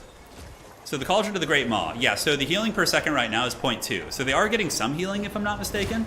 Let's see, yeah, it's very, very little. But the more kills he gets, the more healing they get. So it's actually not that good against Ogres, unless Scrag wants to, like, go farm some Nobblars or something. Which he could use some magic to get some kills. Hunter is using their cannonballs to try and clear out the Nobblars. The Gorgers are just grinding, and it looks like it's mostly just giant Ogre sausages being rubbed together here to see who can secure that middle objective. The weight is actually going back in the favor here of Scrag and his Legion. Voidlaws and the Gorgers are obviously going to be trading super well. Ammunition on the Iron Blaster here looking pretty good. And are we going to be seeing any secret agent play? I don't think so. I think that there's too many units for Evenstar. There's not enough ways to kind of creep in there and try and get on objective number 3. And is the back objective being defended here for Voidlaws? It is not. So you could see like a wild Saber Tusk summon, like double Saber Tusk down here to try and steal objective number 1. That could potentially be a decent idea. Yeah, and look at this. The Slaughtermaster gets his butt kicked. The Slaughtermaster of Evenstar actually overextended a little bit. And the Hunter of Voidlaws with Bullgorger active. Oh, and the big shoulder check. The Hunter is actually able to take down that Slaughtermaster with Scrag. And I think this could actually be a turnaround. And I think that Voidlaws probably will be able to recapture this middle objective for sure. Yeah, looking at the army here of Evenstar, he doesn't really have a whole lot. And like, Gorgers are obviously the best unit on the Ogre Kingdom's roster. Like, I think that's one of the big deciding factors. Like, the Gorgers here are just grinding super hard. Crazy good staying power. But it's not just the Gorgers, it's also the fact that the leadership fight went much better for Voidlaws. He's able to get his Hunter and Scrag and use some of the magic in those different units and, yeah, and get some great value and punish the Ogre leadership here of Evenstar. The value is quite up here for Voidlaws. The objectives are now coming back into his favor. As you can see, a really big, nasty blob of Ogres and Nobblars. That is like just a huge, huge blob. Bombard's going down. No secret agent play, really. We do have some Saber Tusks for Voidlaws looking to kind of come around the side again. More Lead Belchers coming back from Evenstar, and his Lead Belchers have been shooting for quite some time. Let's see the value on these bad boys. Super cool unit. Only 700. They did lose a lot of models. There was that one point in the game where Voidlaws was able to get like a really haggard Saber Tusk and, you know, just get on them like and bring them down to a really, really low model count. So I think that mitigated their effectiveness quite well. And yeah, to no surprises, the Gorgers are just being beasts. I don't know how crazy their value is. Let's look. So almost 1,100 value on that Gorger, and the other ones are a little bit hard to see here. Yeah, it's hard to track them. I don't know if that was a separate unit, but they both are closing in on 1,000 value, so they're at the very least going to pay for themselves. And this objective has been massively, massively taken. Now, looking at the forces of Evenstar, he does have some Saber Tusks fighting here and some Ogre Bulls with Iron Fists, but the Gorgers and the Noblars, I think it's going to be a little bit too much. We do get more Ogre Bulls moving in, but now you can see there's going to be a huge counter push coming in from Voidlaws. He's got just so much momentum moving towards the deployment zone here of Evenstar. And Evenstar's shooting is about to get folded like a piece of paper. Yeah, he's got like some man-eaters with great weapons coming out. Ooh, that's actually a good choice. I don't know why we didn't see these earlier. The man-eaters with the great weapons could be very, very good. Like against like the entire Ogre army, really. Like Iron Guts, like everything is weak to them. Now they're going to be piling in and fighting. The score is like kind of close. Evenstar is behind by about 1,000 points. It wouldn't, you know, be impossible to recapture this, but I feel like it's going to be incredibly difficult, especially since he's invested in so much shooting, which hasn't been like that effective, honestly. Like the Iron Blasters, I don't know. I wonder if even one of the Iron Blasters paid for itself. Let's see.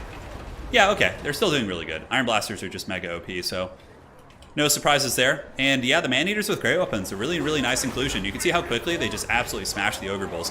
Damn, look at that. The absolute beatdown. Those Ogre Bulls got spanked. And maybe the Man-Eaters can get back on that middle objective, but just look at the numbers, guys. Look at the absolute numbers. Like, there's just a huge swarm of Haggard units here for Voidlaws, and I don't see him being able to wrestle that. And we are getting to the point where maybe a single objective could win the game here, and he could just fall back and Helm's Deep it on his third objective here. Let's look around. A little bit of flank pressure coming in. Yeah, okay, I like this. We actually do have Evenstar with some flank pressure, so he's got some Saber Tusks and some Ogre Bulls, who maybe could come back here and threaten objective 1. Another Iron Blaster being summoned. Not another, but this is the one from earlier. It looks like he sent it back and resummoned it to try and get the ammo replenishment, which is good. Whereas Evenstar's Iron Blaster is out of ammo right now, which is going to be moving in probably to its doom here. Good shooting in the Man-Eaters with great weapons. Ooh, really nice play there by Voidlaws. He used the Dismember to slow them down, and everything at this point in the game is basically like buying time. Now the Iron Blaster is going to be able to blast them. These guys are definitely going to get taken to Poundland. Their pounds will certainly be stretched for sure. Pound Stretcher, Poundland. I think those are some UK businesses, of course. Very funny stuff. And those Man-Eaters with great weapons, yeah, getting hammered. Oh my god, they're really expensive too. They're a 1,600 gold unit. And the back objective, though, is being threatened by Evenstar. I like this play a lot. Like, I think he's going to get this objective. Voidlaws, though, probably can recapture it. Like, he's got so much stuff. He might even be able to push down to objective 3 and get that. The Noblar choice from Evenstar here is also very good. It gives him a lot of capture weight on the objective, and many of the units here of Voidlaws are super damaged. In terms of value, the players are basically within 500 of one another. So, like, this has been pretty much dead even trading, but the value, the objective play has been a little bit better here for Void, on top of value trading. So he's ahead on both fronts, but not by too much. So the back objective about to be wrestled here, but it's getting danger close. But look at this, the Noblar is actually giving enough capture weight here. Could we see a reverse sweep like we saw earlier? That would be super, super crazy. Scrag still just only has 1 kill, which is a huge meme. I'm surprised he hasn't been able to take down another Ogre Bull. And here we do get these Saber Tusk packs moving in to try and resecure the back objective. I think Gorgers will go down there as well. Yeah, it's a really smart play. Gorgers plus Saber Tusk should be able to take all those units. But look at this, guys. The Noblars are actually taking the middle objective. And are we going to get the triple cap here from Evenstar? It's so close. That one's taken. Oh my god. Look how close it is. Oh man. 70 points. All 3 objectives have been taken by Evenstar. Oh my god. But if Evenstar loses like even 1 objective, it's game blouses. He needs to get some units like down here stat. Look at this, guys. He's got the triple cap. This objective, though, is going to be hammered. It looks like the Gorgers and the Saber Tusks probably going to take this one.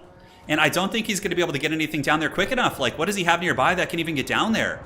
It doesn't look like much of anything. But now, look at this. Evenstar has taken the value lead as well. The tables have turned. But objective 1 is really, really in the danger zone. And I think that Voidlaws knows this and is going to be sending in Ogre Bulls to try and contest that objective. Not contest it, but get it back. Yeah, and he's trying to send some Saber Tusks down there, but I just don't think he has the width. Like, it's too close of a game. It's too close of a game. Oh my goodness. This is a wild one, dude. This is a wild game. But yeah, I think the Gorgers being sent down there is going to be too much. Because, like, Voidlaws just needs to hold this for a couple seconds. Like, if he gets his back, the Saber-Tusks are running in. The heroes of Gotham moving. But they are wavering. And you can see the Ogre Bulls moving in. Saber-Tusks going to be intercepting the enemy Saber-Tusks to make sure they don't get that. The dreaded triple cap is here. But in the end, I think Voidlaws will do it with his Gorgers. I think the Gorgers are going to capture that. The objective has now gone here. Look at the score. Man, this is a really, really close match. And if this game were to go like indefinitely, I think Evenstar would win it. Like he's routing the entire middle army now. His shooting has finally kind of paid for itself over the course of that long fight. Whereas the early melee investment, I think, in the Gorgers from Voidlaws were able to win him the game. Wow, what a crazy match. What a crazy match. Dude, these games are really, really close today. The Man-Eaters with pistols, how'd they do on value? Let's see. Only 1,200. Yeah, a little bit surprised. 3,000 on that Iron Blaster. This one got 2,000. So yeah, crazy game. I think Gorgers were the big MVPs. Even though their value wasn't crazy, their staying power on the objectives was really good. And the Hunters, I feel like the Hunters on the Stonehorn, even though they're kind of cute, I think like if Evenstar hadn't done the Hunters and just went with like a more traditional Ogre Bull shooting army with Lead Belchers, I think he could have been fine. I feel like the Hunters were really the weak link there. GG, well played. So that is game one in that series. Going to be going to Voidlaws. Let's update that. And very good. I need to switch the nameplates, the positioning, so let me go ahead and switch that. Update.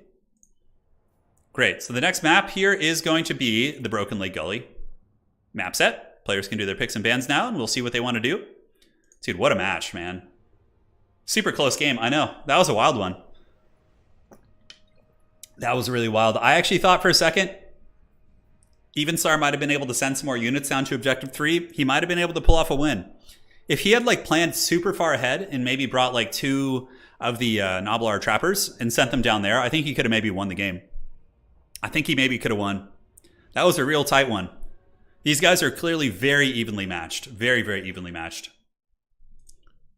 So let's see what they're going to do for their picks. They obviously can't play Ogre Kingdoms again, neither of them. So, you know, it would be really funny if we just see the ultimate sweaty play and they both just pick Tzeentch.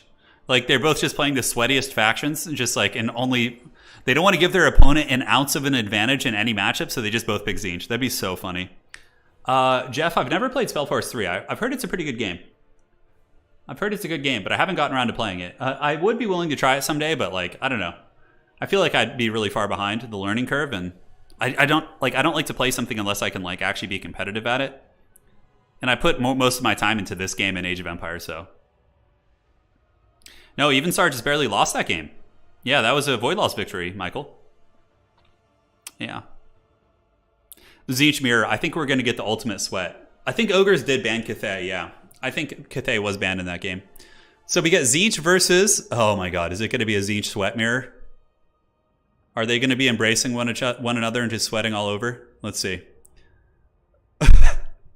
What is it going to be? What is it going to be? Oh my god, it is! These are the sweatiest gamers of all time. It's a Tzeentch mirror. Just nobody wants to yield any ground on the picks. It's just like, let's just go all in on this.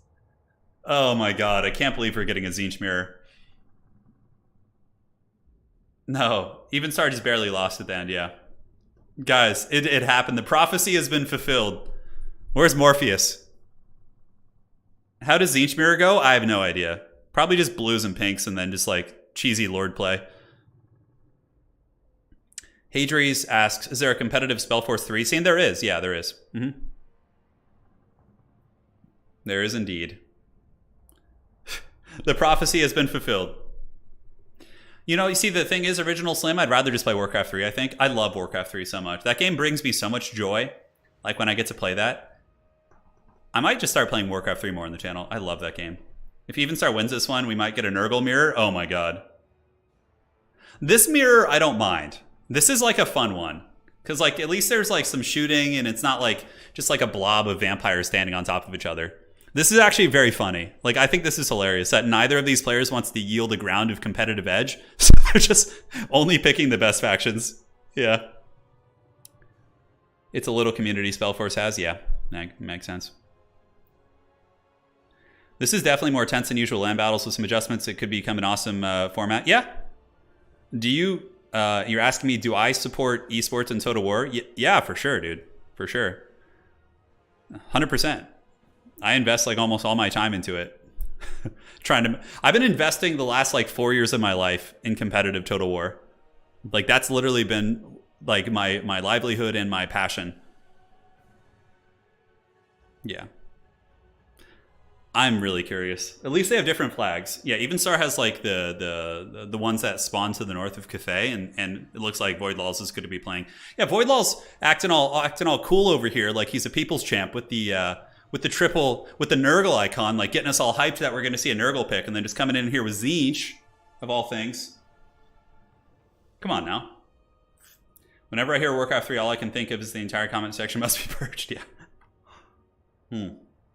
Yeah, I'm surprised we didn't see a Kislev, but I think Kislev got banned. I think a Kislev was banned. So then the only really good counter against Tzeentch at the highest level is probably Kislev. So he's like, okay, I'm just going to play Tzeentch. I'm pretty sure that's what happened. Sorry, guys. I'm just destroying this banana right now, so bear with me. I'm like super hungry.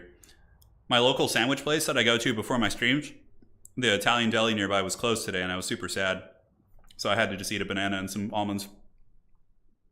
So wait, the ladder is not dedicated servers? Unfortunately not. Yeah, Jeff, I might give it a try. One of my good pals plays that game, Spellforce 3, and he's talked to me about it before. You gotta sweat hard in Warcraft 3 until you can solo 4 guys with the Tinker. Yeah. Yeah. No Nurgle yet. Old Grandpappy Nurgle. He hasn't made it in yet. One of these days, the old Chungus will be the... You guys just wait. There will come a day when my boy Nurgle is going to be the tyrant of multiplayer, and then all these sweaty players will be picking him instead. That time will come. Do you ever struggle to explain your job to people? Not really. Because if I'm talking to somebody who I know has absolutely no idea about like this type of stuff, I mostly just tell them that I do broadcasting and video editing, and they're like, "Oh, that's cool," you know. But like even my dad, he was super old-fashioned.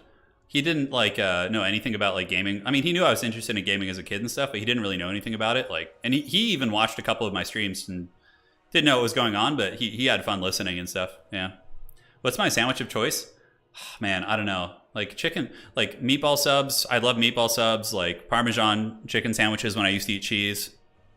Like BLTs are really good. Like bacon, lettuce, tomato. That's probably one of my favorites. Like bacon, lettuce, tomato with like a good sourdough and some sort of a sauce. Like, dude, sign me up. I'm full chub for that bad boy. Shetland Apache saying, I feel like the designers of Tzeentch and Ogres were just like the sons of the CEO, so the balance team wasn't allowed to say no. That's pretty funny. Yeah. Yeah, it's really fun. I wonder why I turn. It's like they're trying to win. Absolutely. But the thing is, Michael, there's other options too. Like, there's other options that you could play against Tzeentch. But, yeah. Like, here's the thing, and I don't fault the players for doing this at all. It's a competitive tournament, and there's money on the line. I think it's completely fine that they're playing like this and picking mirrors. But like the funny thing is just like, and it's really uncommon in this game to have mirror matches, so that's why it's more funny to see. Why no cheese? It gives like, so when I was in high school, I had sinus disease in my face. So my left sinus was like literally a massive like inflamed disaster. So I had to have like a really serious sinus surgery. And so what ended up happening was my left sinus, it looks normal now. Like my face looks totally normal now, but my left sinus still has like some damage from that disease I had. So it was like a really bad case of sinusitis. Like my left sinus doesn't really drain properly. So if I eat dairy or like milk or butter, like I get really congested because my sinus doesn't like process the process it super well. Yeah, it's a little bit of a problem for sure. I can eat dairy. Like there's been a couple times when I've gone to Poland and, you know, my wife's mother has made some dinners with like dairy and I've eaten them like a champ and it's fine. Like if I don't have to broadcast or talk or like, you know, work like on YouTube, it's really not that bad, but it does make my voice a little bit harder to project and it makes me congested. So I have to like clear my throat a lot and all this kind of stuff. So yeah, like I just don't do it. It's you know, it's not good for you anyways. So yeah. All right. So here we are. It is time, ladies and gentlemen. It is a Tzeentch mirror match. It's going to be a Herald of Tzeentch, the Locus of Conjuration, and the Chromatic Tomb. Blue Horrors of Tzeentch, Forsaken of Tzeentch, and Pinks. A pretty well-rounded, wide army here for Voidlaws, which I think has a massive advantage against Evenstar. So there's a couple ways. I played the Tzeentch mirror. The same thing happened to me. It was really funny. I was actually playing against Ice Power Total War in a best of 3. In the first game we played, it was a Tzeentch mirror. We both blind picked Tzeentch. It was really funny. And what ended up happening was I went with this exact same build that Evenstar brought. I brought a sniping build. I went with 2 Lords of Change, and I was like, I'm going to goon. And what happened was Ice Power Total War ended up going super wide with a build like this. He went with the Herald, he went with like a million blues and pinks, and he just absolutely crushed me. Like, I lost the game horribly. And ever since then, I've been of the opinion that if you're in a Tzeentch mirror match, you should always go super wide. Because the narrow army like this is not going to be able to play the objectives. And honestly, what the hell are you going to goon here? Nothing is going to be good for gooning. You're going to have just a bad time. And the Herald plus like the Furies can actually trade super well against the big chickens. And look, the big chickens, they're just like chasing and not really getting any value done. So shout out to Ice Power for teaching me that lesson. It was a really good series we had. I'll be casting it eventually. It was a really good series we had. So yeah, just, you know, the wider Tzeentch army going to be pressing up on the objective. If the chicken gets like locked down for even a second and sits still, like this shooting coming in here from Voidlaws will decisively win the fight. Top objective is going to be taken by Evenstar. He does send his pink horrors up there. But like, I think that this Tzeentch army can just play objective 1 and 2, and it's just going to be super cozy. Obviously, these flying chickens are going to be just juking back and forth and doing their thing. Not going to be taking too much damage due to their Protoss shields, which of course just regenerate. Protoss OP. I was a Protoss main back in StarCraft, so I understand the power of regenerating shields. I understand how good it can be. So Screamers of Tzeentch and Chaos Furies being shot by the pink horrors of Evenstar, but they're just going to be kind of pulling back a little bit. No one's going for this top objective so far. Value's pretty even. Nobody's really like super ahead. It's pretty negligible at this point. But we're going to get Forsaken moving up to the high ground. I don't know if I like the Forsaken pushing here, like on their own. I feel like the 2 big chickens are going to be able to goon them, but potentially, I guess with the Herald and the Fury squad moving over here, maybe it's not going to be so much of a problem. And there's still some Chaos Knights of Evenstar that are hiding in the bushes. Look at this. He's got double Chaos Knights out here. This is really interesting. This is really interesting. He's got 2 really expensive units hiding, and I think he's going to move out with them once the objectives open up. He's just kind of waiting and trying to keep his opponent in the dark for as long as possible, which I'm quite curious. I'm quite curious how that's going to go. So big Air Force fight going on here. Just kind of some light skirmishing. We have the Herald of Tzeentch plus the Chaos Furies just kind of poking a little bit. Objective number 3 is being contested. Objective number 2 is being taken. And some of the blues are moving up here now. But now the die is cast. Everything here has been discovered. Chaos Knights of Tzeentch are going to be moving out. 2 big armored boys. And I love the fact that Evenstar kept them hidden. I think that's pretty cool because it does give his opponent less time to kind of calculate how he wants to deal with them. Granted, we already do have some Screamers of Tzeentch on the battlefield, which if Screamers are backed up by blues, they can actually probably trade reasonably well here against these Chaos Knights. So 1 Chaos Knight moving here, going to be going for the high ground objective. The blues should get melted pretty quickly for sure, but I think in the middle they should be fine. Like the blues and pinks should be able to wait to fire down those Chaos Knights. Objective 3 also being taken by what appears to be the army of Voidlaws. Like the 2 Chaos Knights just can't cover that much ground, but we do have a big Air Force fight going down here. And it looks like it's just more or less even trading. I think that maybe Evenstar's coming out a little bit ahead in the trade, but again, the objectives are all going to be going to the forces of Voidlaws, right? Chaos Knights do get on the back objective here, and they also are able to flatten some of the pinks right there. So yeah, so far Chaos Knights are getting some big value. What is the response going to be? So we get some Forsaken of Tzeentch moving up to try and help. Chaos Knights here, easily able to kill these blues. Obviously, you get like a 1,500 gold unit against a 400 gold chaff unit. They should be taken down pretty quickly, but it is a triple cap by Voidlaws, right? So if he maintains his triple cap for too long and Tzeentch isn't able to, the blue Tzeentch player or the navy blue Tzeentch player isn't able to kind of wrestle it from him, that's going to be a big problem. So obviously the Tzeentch Air Force here is pretty dominant. Evenstar does have the 2 big chickens, so they're pretty good fighters. And also the Herald of Tzeentch, or the Exalted Lord of Change, excuse me, can summon Furies. So getting a couple Fury summons here is going to be great, but it is a triple cap. Chaos Knights here, their Protoss shields getting a little bit damaged. Forsaken going to be charging into these guys, and I think you just got to like try and hold the objectives, because I think eventually Evenstar will win on the value trading. Especially like taking that fight there, which was a little bit curious. That big Air Force fight. I don't know why they ended up taking that. Uh-oh, the Herald is a little bit trapped. You know, this could be a throw. I think Voidlaws is in a position to win this game with a triple cap right now, but if he does throw and lets his Herald of Change get put in the trash can, I think for sure Evenstar could wrestle this game back, which would be really impressive because I think his starting build was a little bit less efficient, but it's working okay, actually. Chaos Knight screaming down into the middle objective. One unit of Chaos Knights here taking a little bit of a beating, and now he's got blues moving up, and it looks like Evenstar is actually doing a great job wrestling his way back into this match. Now, the weight here in the middle is still for Void Laws. His Herald was able to get away, which is very, very effective there. And he's still holding this high ground objective, too. He's got some Forsaken and some blues, so this objective is going to take a minute to wrestle. It's really going to be a timing thing. Ooh, nice bombardment going down there. Really, really good Searing Doom from the Metalcaster. Able to hammer those Chaos Knights, and it looks like Plague of Rust has been used on those bad boys as well. Screamers and blues moving down to the middle objective. Gotta hold the objectives for as long as possible. Though the value is still pretty even. I felt like Evenstar was really starting to crush it on value, but some of those bombardments against those Chaos Knights have been super good. I mean, both Chaos Knights units are very, very beat up at this point. But fear not, their Protoss shields will regenerate, although the Screamers do jump in there and immediately are able to make some contact.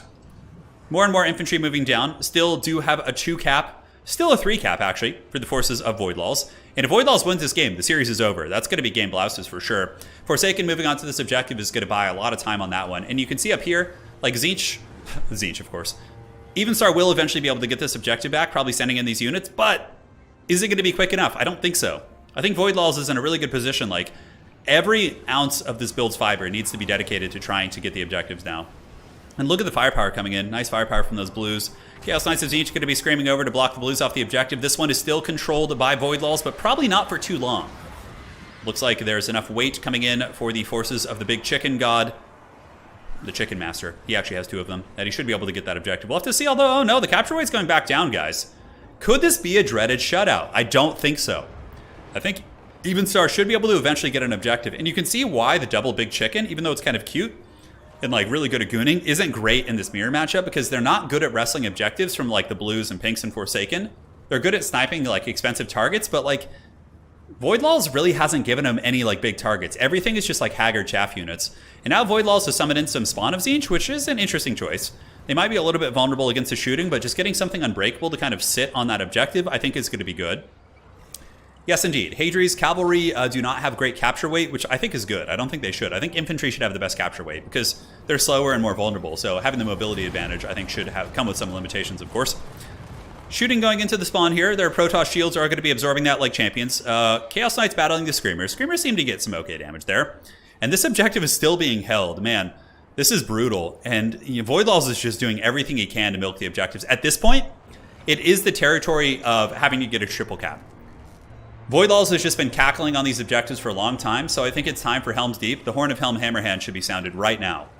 Although the value trading is very even, so maybe Void Laws is comfortable to keep playing like the battlefield like this, but a really nice Vanguard force. You can see a bunch of Forsaken and Chaos Knights are going to be jumping on this top objective, which I think is not going to be able to be defended. I think that Evenstar is going to just hold this one.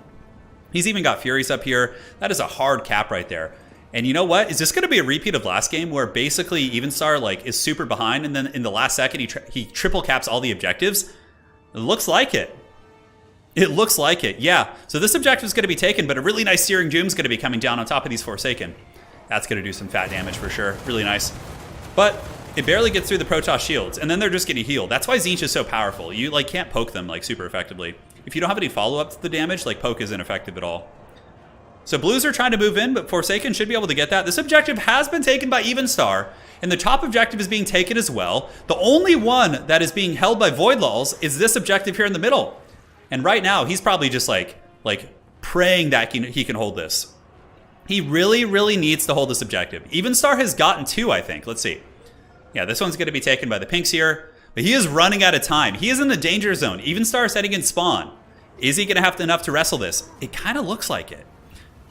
There are some Forsaken here, but this objective is now starting to go for the forces of the double big chicken squad. Up here on this objective, more Forsaken have been summoned in from Void Laws. Going to be trying to wrestle this objective back. The Herald is getting embroiled in combat there as well. Oh my goodness. This is going to be really tight. I think that it's going to be enough, and I think that Void Laws will get this in the dreaded mirror match of mirror matches.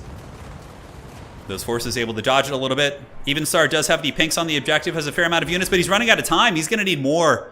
He does have his spawn moving up. There's a slim chance. I mean, there's only 5 per second right now. This objective seems to be held by Evenstar. I feel like the Chaos Knights and the Big Chickens need to be down there, but he is going for the Herald. The Herald here probably will die. Oh my god, this objective is being captured. It's so close. Oh my goodness, it looks like Evenstar might be able to get it before the timer does hit the end here. Many of the forces of Void Laws are being hammered here in the middle, and Evenstar is up on value quite a bit right now. Oh my god. 49.50. It's so close. Oh man, this is so close, dude. Look at this. 40 points, 35 points, 30 points here in a second, and all 3 objectives have been taken by Evenstar once again. Oh my god. This Evenstar just loves to live on the razor's edge.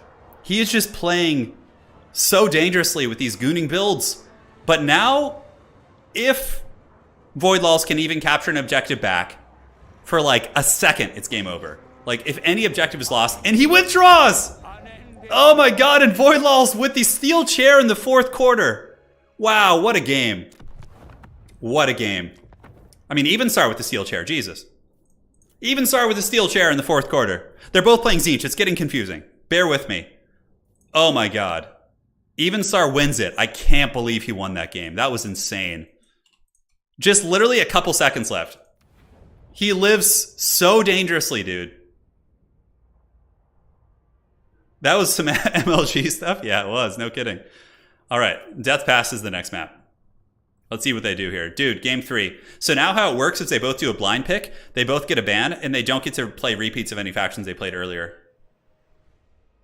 Dude, that's I could not play like Evenstar's playing. That's too stressful. I'm more of a conservative, like hold my objectives kind of guy. What a match. GG, well played. It was all planned. It was, you know, he sees the future, right? He's the great changer, so he's able to see that there. All right, time to crack open my snack bar here. What is winning?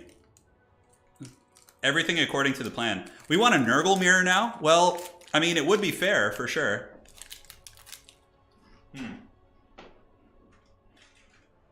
That's the good stuff right there. Little honey oat bar. That's what I'm talking about, baby. GG, well played. I got so excited, I didn't even look at the value. I just went straight to the next game. I was like, let's get this next one going, man. Void needed to hold that point for 7 more seconds. I know, it's crazy. Okay, they both play Kislev now. Well, they can ban Kislev too. Although they can't repeat ban. So if Kislev was banned earlier, yeah. Cathay versus Kislev is actually a pretty good matchup. Cathay can do pretty well there. Why did he forfeit at the end? Because he felt he didn't have a chance to get an objective back. He was down on value, and there was the 2 big chickens. I do think Evenstar was going to win that game. Like, if they even fought it out, I don't think there was any chance for Void Laws to get an objective back. Honey oat bars are so good, dude. They're so good. It's the food of the gods. Honey in general is just like the greatest thing ever. Like, you can put honey on anything and it makes it good. Not anything, but obviously there's some taste that would be very polarizing, but like, it's just so good.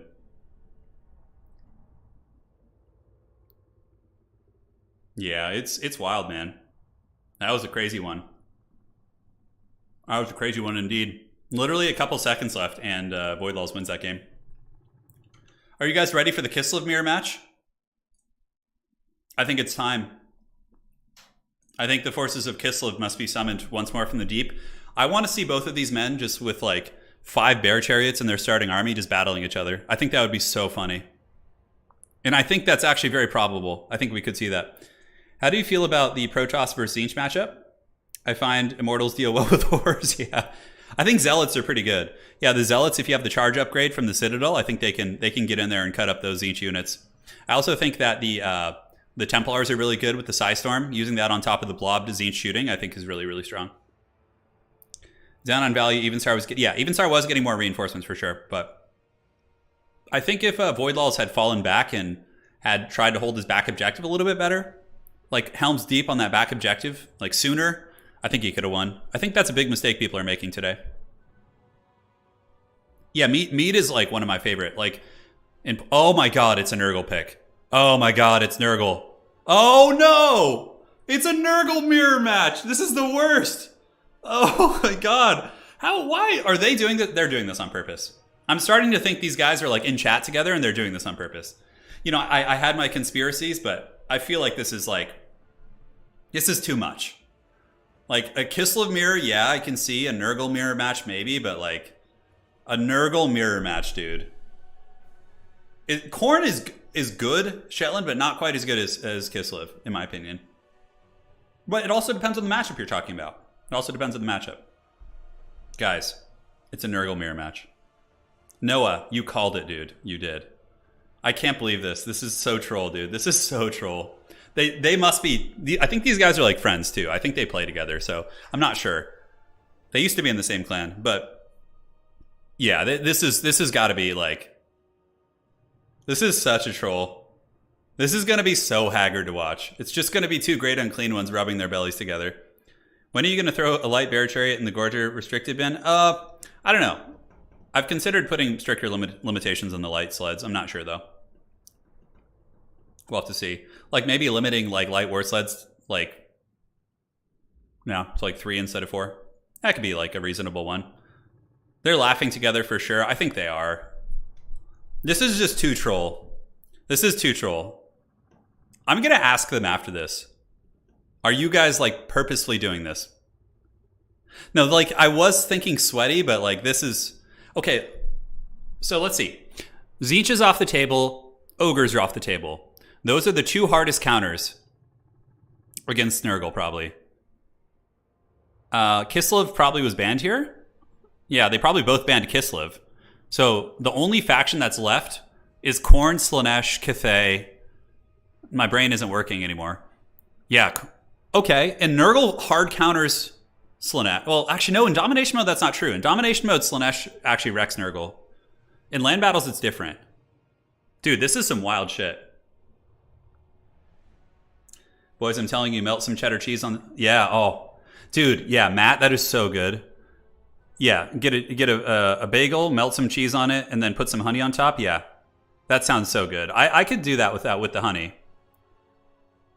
Oh, man, this is so troll, dude. This is sweaty and stinky. I know. Who knows? Maybe the meta is different. Maybe these guys know something I don't. I've actually played the Nurgle Mirror a handful of times, and what I was able to beat other Nurgle players by using mobility. So the one Nurgle player I played against, who was a pretty good player, he went with a Great Unclean One Cultist Blob, and I went with Mass Toad Riders of the Flying Lord, and I just played the objectives, and he wasn't able to keep up, and I basically 2-capped him and won. Well, I don't know how that would work at a really high level. And that was on ladder, which I don't think is like the best test of a build, but they each tried to counter Khorne. That's true. This was a blind pick, guys. It was supposed to be a blind pick. Dude, this is so troll. Oh my god, what if we see Kugath? Guys, what if Kugath comes and he uses his aura that heals Nurglings to hold an objective? That'd be so funny. Jake says, I'm so happy right now. No, Jake, I know you're a big Nurgle guy, so. Is the Exalted Shadow Boy of Nurgle? So, there is no Shadowcaster for Nurgle, Michael. Or Mihail. I'm sorry if I mangled your name. But they have a Deathcaster. So you could bring a Deathcaster and do like Purple Sun. That could actually be pretty cool, but like, there's not really any point because with a Nurgle caster, you get healing and you can also use Blight Boil too. Or Stream of Corruption. Feels kind of pointless. I would be so happy if we see Kugath. But, oh, you know what might happen here is we could see a dreaded double Soul Grinder opening. But I think the Nurgle mobility is the way to do this. Like I'm talking like 3 Pox Riders, like a Herald and a bunch of Furies, and then you just play like Nurgle Toad objectives. And then Soul Grinders would suck against that too, because they don't really do much against non-infantry units, so. Kugath would be so chill right now. I don't know why that made me laugh. That was great. I will root for whichever army has more slugs. Okay. You mean Toads? They're riding Toads. You think Evenstar is going Kugath? Kugath, I mean, in this matchup, you don't have to worry about getting shot. Kugath can certainly, like, sit and actually do his thing a little bit. This Cathay is very good against Nurgle, yeah. Because the cannons and the bows and all that. But it's not, like, a horrible matchup for Nurgle. Like, Nurgle can fight Cathay reasonably well. Reasonably well, yeah. Nurgle just really struggles against Kislev. Because Kislev's bear sleds kill all your infantry. Okay, so unfortunately, there is no Kugath. But we do have the triple Chungus build. Oh my god. We have an Exalted Great Unclean One with 2 other Great Unclean Ones. Against the Plague Bearer build, Plague Bearers with a Soul Grinder and a Herald. That is very strange, dude. Like, how are you going to deal with the Mortis engine with those Plague Bearers? Maybe you just try and win on objectives? Dude, this is some weird, weird stuff. Some incredibly strange stuff. All right. Well, let's see how this unfolds. Yeah, sorry guys, I'm like starving. I tried to eat far away from the microphone. I like literally took a step back, but it's a really strong mic. My apologies. I literally never do that, so bear with me. I just didn't get to eat before the stream. And the thing is, like, with these tournaments, even though like we started the stream like an hour or two ago, like I've been working on this tournament since 8 a.m. this morning, like answering questions and working on the brackets and announcements to players and all that. So please forgive me. Release the Chung guy. Oh my god, what is this build? All right, who's who? So Void Laws is going for just the chunky boy build. Dude, I love it. Look at the march in formation, just the big, thick boys. Oh my god, that's so funny, dude. I don't care if it lags. We get extra slow motion bouncing. Oh, yeah.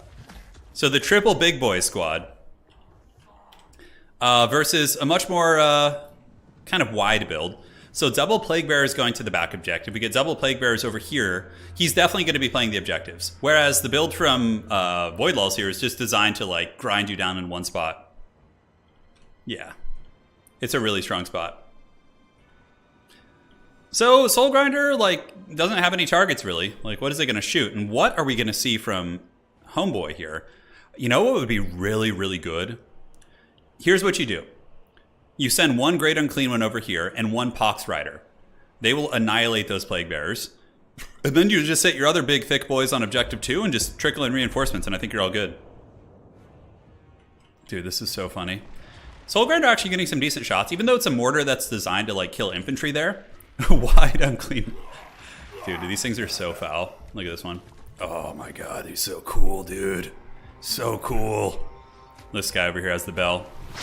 Oh, so thick. Just the way they move is so funny. I love it. Oh, Lord, they coming. Yeah, they are. Oh, man, that's so funny, dude. All right, so Plague Bear is moving up and through the bushes. Void Laws is banking resources right now, whereas his opponent has summoned an Occultist. So Evenstar summoned an Occultist to try and get the middle objective. Whoa, whoa, whoa, what are you doing, Herald? Herald the Herald should not be in here.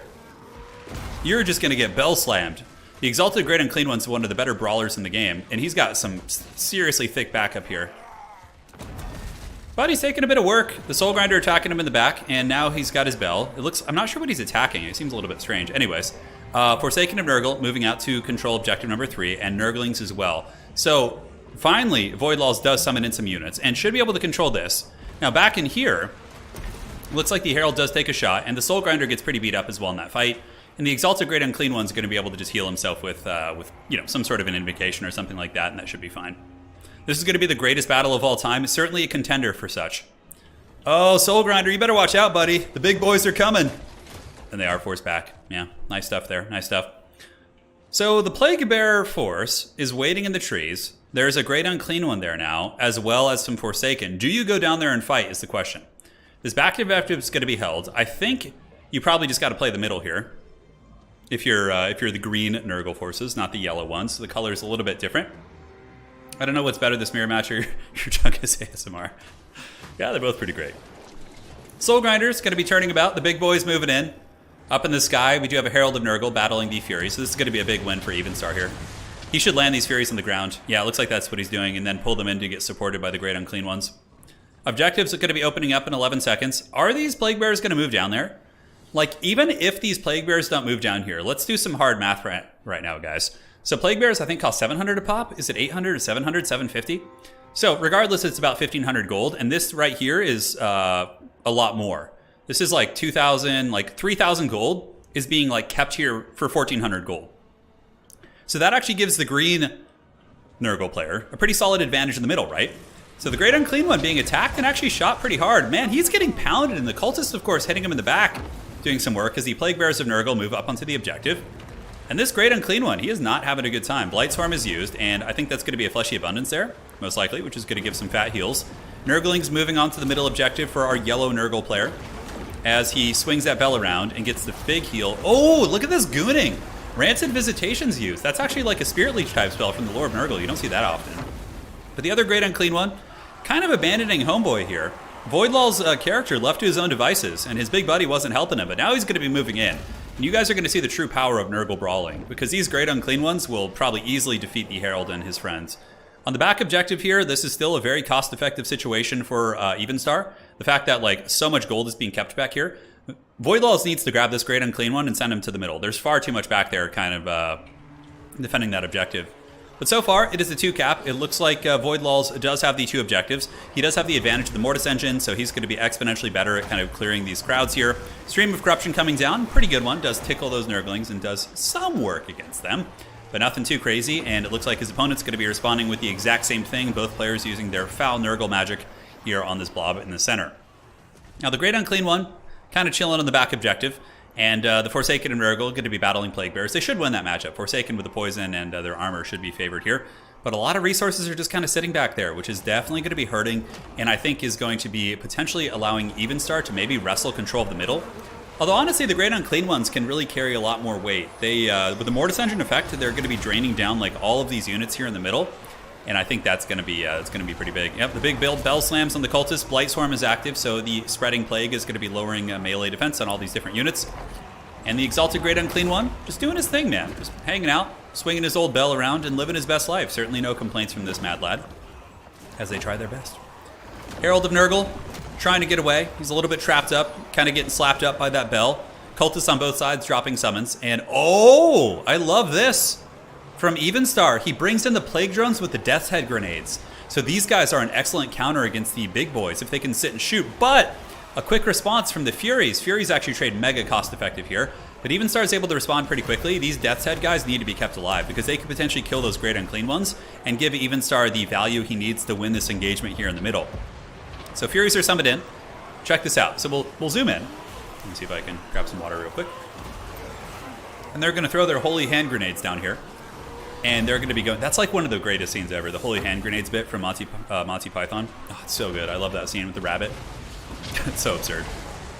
But yeah, the Death's Head Grenade's doing pretty good. Herald up in the sky. Going to be probably giving a Locus of Fecundity, I would imagine. And look at that. Miasma Pestilence used to lower melee attack on them. Got to keep those Death's Head guys alive, though. They are a huge MVP. And now Evenstar is starting to out-trade a little bit. And though the Great Unclean Ones do have that Mortis Engine, which is accruing great value, if the Death's Heads are able to get back online, they could potentially threaten one of the Exalted Great Unclean Ones. Now, on the back objective, we have a Wet Noodle contest. We have the Forsaken actually losing to the Plague Bearers, kind of interesting. But the Great Unclean One is up here, and he's just going to be trying to help push back this whole flank here, while more and more Plague Bearers kind of wait in the bushes. Nurgle isn't going to be playing any crazy flank play, it doesn't look like. Like, both objectives are kind of being left to their own devices. They're basically just having a land battle here in the middle of the map. While the Plague Drones continue to fight, seem to be in okay shape. More and more Furies coming in, and I think this is going to be Evenstar securing the Air Force advantage. Although the Mortis Engine effects and the sustained combat prowess of the Great Unclean One seems to be just giving so much of a benefit here to this ground-based force. Sundered Armor going down. He is at 20 armor right now from the Cultist. Not a big deal. Nurgle doesn't really care that much about armor. More Plague Bearers coming in from the yellow Nurgle player. Are these a summon? It looks like they are, so they're going to be disappearing here relatively soon. And that Soul Grinder could also get involved here in combat and potentially cause some problems. In the Forest, Plague Bearers, wow, I'm actually really impressed with these Plague Bearers. I expected the Forsaken to win that, but no, it looks like the Forsaken lost pretty bad. Even with the Great Unclean One helping, it seems like the Plague Bearers held on pretty well, so certainly taking some notes. Granted, you don't really run into Nurgle mirrors terribly often. It's not like a normal matchup that you see. Exalted Great Unclean One kind of in the danger zone. Getting attacked by the Herald, also being bombarded by the Soul Grinders, and the Plague Drones with the Death's Head Grenades seem to have done some big damage. Let's go ahead and take a look at their value so far on these Plague Drones. It is actually almost 1,000, which is pretty good, considering they are just kind of sitting above this guy. Oh, is it going to be another Rancid Visitations? It is. So the Nurgle Spirit Leech is going down. The Soul Grinder shooting. If the Exalted Chungus does fall here, I think that's going to be giving Evenstar a pretty big advantage, despite the value being even. Not having your caster as Nurgle is pretty rough for sure, not having your healing. 900 HP. The big boy's looking to be in some trouble as his other Great Unclean Ones fight here. He's blocking some shots for his homeboy, and down goes the big man, crumbling back to Nurgle's garden. Where, you know, Nurgle's probably not happy about this. I feel like Nurgle's more of like a family man, so having his two siblings fighting, I feel like is not the most chill thing. So looking around, the Air Force has gone to even start. Value still slightly favoring the Voidlaw's army. But the middle objective here, probably going to be taken by even star, but he needs to get it soon. He might even be in a position where he needs the triple cap, which I think is going to be tough because his opponent does have double his points. I think if he caps this objective soon, he'll be okay. The other Great Unclean One is being gooned in surround now by the Soul Grinders and the Herald and quite a few units. Cultists moving in here from Voidlaws as well to help. And on the back objective, yeah, look at these Plague Bears. Wow, this is an MLG play right here. Check this out. So the Plague Bears moving for the back objective is going to be super sweet. That's going to be really, really nice because they out-traded those Forsaken. And like, this Great Unclean One being over here has been such a colossal mistake. He spent 2,000 gold on this Great Unclean One and it's like made back 140 value. That is brutal. Those Plague Bears are just value city on the other side. I always make fun of Plague Bears for being terrible, but it would appear maybe in the Nurgle mirror match they have a home. And the other Great Unclean One now is getting karate chopped as well. It seems like Evenstar is starting to pull ahead pretty hardcore in value as many of these units are going down. And yeah, the Plague Bears, like this fighting is important and everything, but like the value that these Plague Bears have accrued this game has just been insane. And more Forsaken are moving over here, but these Plague Bears are enough of a threat that he's having to allocate 2,000 plus, you know, 750 or 800 or whatever to deal with these like Haggard Chaff units. Yeah, this isn't pretty incredible. Evenstar's build really, really cool. And using the Death's Head grenade guys, yeah, I think he's got 2 of them. Let's see. No, they're up in the sky. They're going to keep throwing their Death's Head. And now the other Exalted Chungus is going to be falling here. Check this out. Down he goes. Thank the Dark Gods. He's wearing a loincloth. And that is going to be it. All right. So, looks like Evenstar is probably going to be claiming victory here. I don't think there's any comeback. I think losing the 2 big boys is too much. Although, there is certainly a chance of a Helm's Deep on the back objective. I don't know if he has quite enough. I think he's pretty close. Yeah, he might be able to hold his back objective and win it. He might be able to. It's going to be super, super tight here. So objective 1 taken by Evenstar, and now Evenstar is just going to be blitzing for the back objective, which is very smart. He knows the middle is safe. Probably should grab these 2 cultists as well. Yeah, I think he needs a triple cap. I actually think that there's going to be... I don't know. He's pretty tight. Somebody else in chat can do the math. I don't feel like doing it. Help me, Anakin. I am too weak. Plague Drones shooting in against the big boy. Plague Bears trading very, very well. And the back objective being threatened pretty heavily. I would imagine Chaos Furies will probably be used to intercept Nurglings that are trying to get to the objective to keep the capture weight from being very, very good. Plague Bears are still helping out, and the Death's Head grenade guys shooting into the Great Unclean One there. In the middle, yeah, nothing being contested here. I think it's all hands on deck now. I think you got to like pull everything for that back objective. We have some time, but Voidlaws is sending a ton of Nurglings over there, and this is the right play. Use your Great Unclean One, just get all these bodies on the objective. Nurgle takes forever to kill. I think he does need a triple cap. I think he does. Yeah, the points are catching up pretty quickly. This is such a tight game. Such a tight game. Voidlaws is playing it right, though. Like, swarming the back objective with bodies and just trying to survive there is 100% what you need to be doing here. And he does still have magic. That's kind of the cool things about, like, a backup Great Unclean One is he does have a couple spells. So even though he lost his big casters, he still has some magic on the table. Evenstar does have the Plague Bears, though, and the Plague Bears have a ton of capture weight. Forsaken and Nurgle are there. Nice play right here. Using the Chaos Furies to keep the Nurglings off the objective there is super, super clutch. I love that, and that's kind of what we were talking about before. And other Nurglings are going to be trying to move through. The capture weight is now in the favor of Evenstar, as the Beasts of Nurgle are moving in. The Plague Drones of Nurgle with the Death's Head fighting to the best of their abilities. Herald of Nurgle attacking the Great Unclean One. Nurglings are trying to get to the objective, but look at this, the blocking. It's so cool to see these new tactics kind of coming out here in domination mode. As the Nurglings are being blocked off the objective, they can't get there. The Death's Head grenades, like everyone else, just keeping them off the objective, and it looks like this objective is going to be captured. Or is it? No, it looks like he's still holding it. Okay. I just totally got confused. The Nurgle banners are just all over the place. Yeah, Evenstar needs this. It's getting danger close. Oh my god, the Nurglings got on the objective. They're being forced path through. Forsaken and a Cultist coming on as well. Is Evenstar going to be able to grab this, actually? It's looking a little bit precarious. And this is what Nurgle's really good at, Helm's Deeping. Yeah, run with this Great Unclean One. You don't need to fight anything. Just make sure you stay on the objective. Nurglings are being swarmed from all sides. Oh my god, guys. It's a 200-point game. It's a 200-point game. Oh my god. It's happening again. These guys are just so evenly matched. And the Forsaken of Voidlaws are swarming on. The Rotfly is trying to keep them off. You have to remember, flying units have no capture weight. So Plague Drones, Furies, none of them have any capture weight. And now we're down to 100 points. Guys, I think that Voidlaws is just barely going to get this. This is going to be insanity here. Absolute insanity. So the Great Unclean One Fighting to the best of his abilities. A big Chungus holding the objective. That's how Nurgle plays tabletop, and that would appear how Nurgle plays here in this game as well. This is hilarious shit. Oh my god, he's blocking all the reinforcements from getting in, and with that, Voidlaws wins the series 2-1 with the triple Big Chungus objective play. Oh man. So he didn't make that mistake that he made the previous game. He made sure to play the objectives. Yeah, look at the big man. Still 3,600 value despite going down there. The Plague Bearers, I'm really impressed with the Plague Bearers' performance. They did great. So with that, Voidlaws will advance on 2-1 to the grand finals. GG, well played. That was a really good match. Really good tactics. Like, if he hadn't blocked those, like the blocking of the reinforcements, the pouring into the Nurglings, the forced pathing, so much stuff there was really, really good.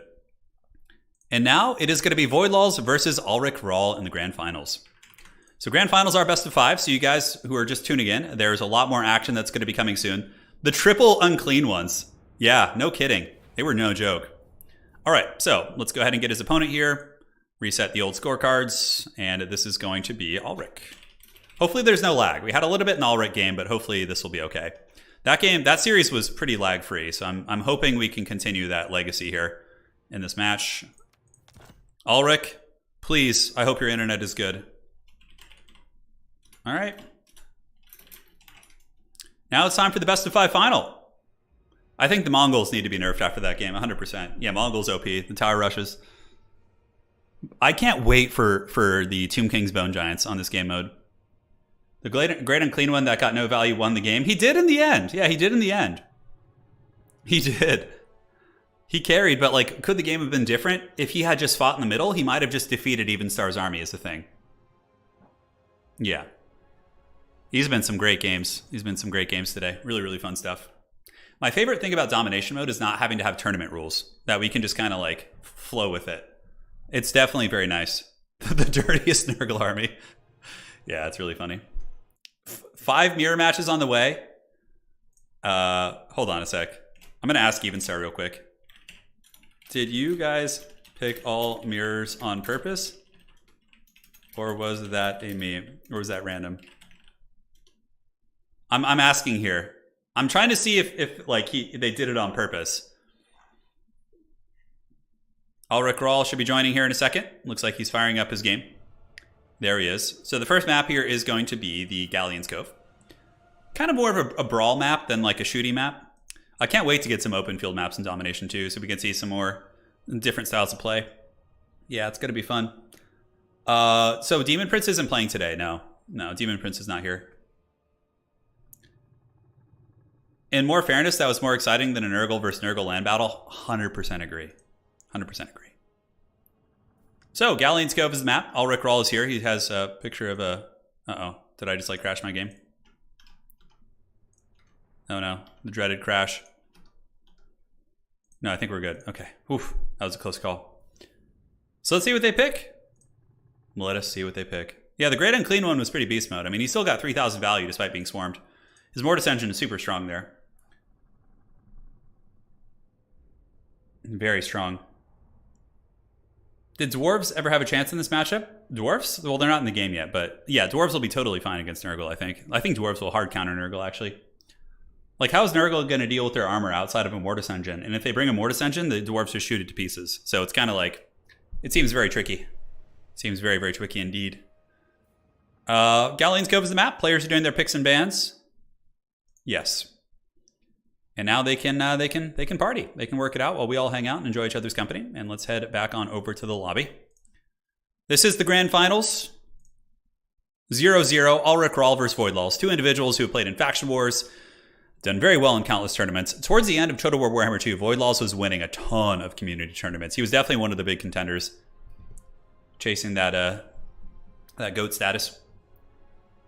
Yeah, this is the finals, guys. This is the grand finals. This is best of 5 too. So domination tournaments tend to last a little bit longer because the games are just 10 to 15 minutes on average instead of like 3 to 6 minutes like a land battle.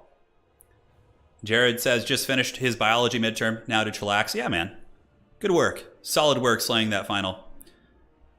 I still have nightmares sometimes about waking up and like having math homework and forgetting to do it.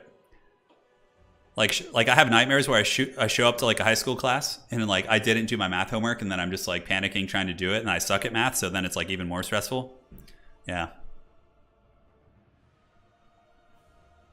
Do the dwarves have any chance against Skaven now that they don't resist their mortars? I mean, I think dwarves are still going to get wrecked by Skaven. I don't think anything's going to change there. It might be different in domination mode since the armies are smaller, for sure. Domination mode changes matchups a lot. Like, Nurgle is a hard counter against Slaanesh in land battles. Like, Slaanesh has almost no chance. But in domination mode, Slaanesh hard counters Nurgle. So it's like, it's very different. Land battles, in my experience, Shetland, are about 3 to 6 minutes long. Like, here's how it works. The players waddle around the map for about 2 minutes, and then the fighting is over in like 2 or 3 minutes, in my experience. Like, most land battles I play are about nightmares. Mark says, even as an engineering student, math is the most dreaded thing I can think of. Yeah. I was always very good in other subjects. You know, I took like honors and AP classes for English and, you know, several other subjects.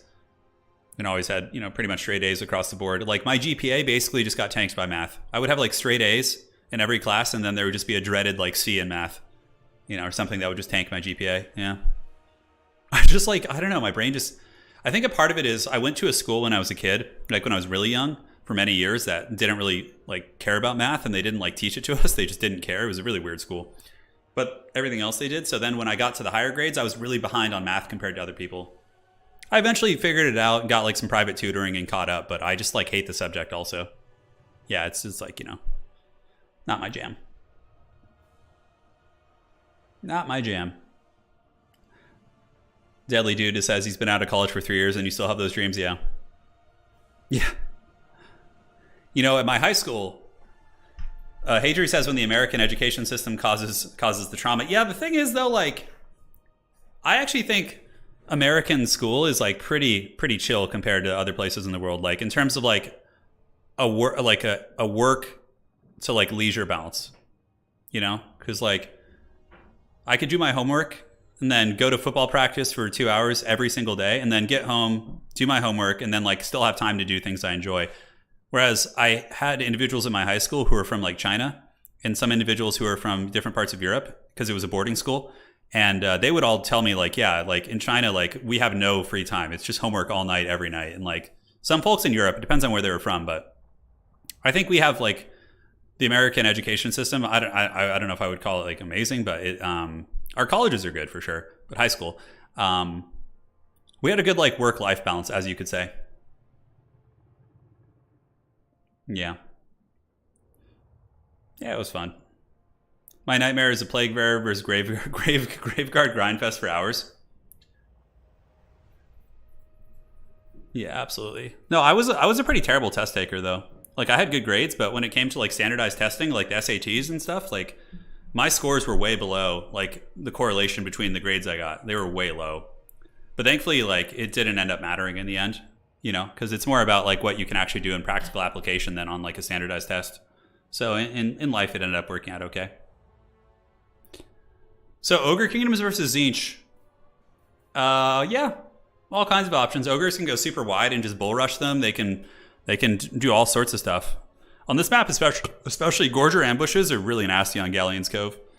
You can like camp the back objective and hide your Gorgers in the trees and do all sorts of really gross stuff. Yeah, India and Asia have very intense education systems. Yeah, makes sense. Yeah, like honestly, like college, I feel like I didn't get that much out of college.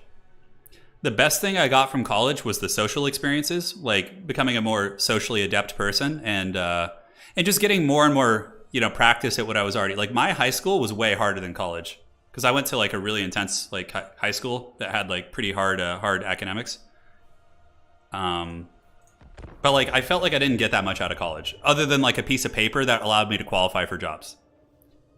You know what I'm saying? But it also did mature me as a person because I lived on my own. I had various jobs. You know, I had responsibilities. I feel like that's really the big strength of college is like responsibility management and all that. Like, I feel like the actual, with what I did, I studied business. So it was like, you know, it didn't, I don't know. Like, I feel like I could have figured all that stuff out much better on the job rather than in that situation. All right. So, ladies and gentlemen, enough ranting about my nonsense. Let us get back on track here and see what is going to be going down in this battle. Players loading in relatively quickly. Happy about that. Hopefully there won't be too much lag. And it is going to be Varian, aka Voidlulls, coming in with the double Tzeentch Soulgrinder. Ooh, this is pretty cool. So the Tzeentch Soulgrinders do have anti-large shooting against Ogres. I like this, and they're pretty fighty as well. Forsaken and Blues, and up in the sky, we do have a Herald of Tzeentch with the Lord Metal. Final Transmutation to punish the Ogre Blobs. Now, if we look here, we have Scrag. Scrag is here. He's good to party. And he's going to be backed up by triple Maneater with Pistol. Oh, man. That's pretty cool. Yeah, just Gorgers, or no, excuse me, Maneaters shooting all day. But they might actually get countered super hard by the double Soul Grinder. A single Iron Blaster as well, and some Gnoblars. Really weird tech builds against these guys. Really, really weird builds, which I certainly find very interesting. So this is the grand finals. This is it. Best of 5, baby, for all the marbles. Who will be the victor of our second domination tournament? Quite excited to see who will emerge on top here. And let's find out. Who do you guys think is going to win? Let us know in chat. Are you rooting for the Ogre Iron Blaster squad or the Tzeentch Soul Grinder crew? So let's watch these Soul Grinders. Are they going to scoot and shoot? They do have the shields, so they can, like... That's what's so good about Tzeentch. They can shoot and trade here, and if they get hit, they can just, like, regenerate their shields. They're juking shots right now. And now it looks like he's gonna go and try and get a shot back. Yeah, and then the Iron Blaster of Ulrich Rahl is going to be hiding in the bushes. Really cool build for sure. I love the Final Transmutation against Ogres too. So here comes a shot. Oh, is he going to get popped? Dude, the micro on these guys is so good. A partial hit does take the shields down by half. And here he comes throwing the Javelin of Zeus. And does it hit? Oh my god, that did some pitiful damage. Damn, that was bad. That really did not do too much. Maybe it was only a partial hit. I think Ulrich might have dodged like part of it or something. I'm not 100% sure how that works.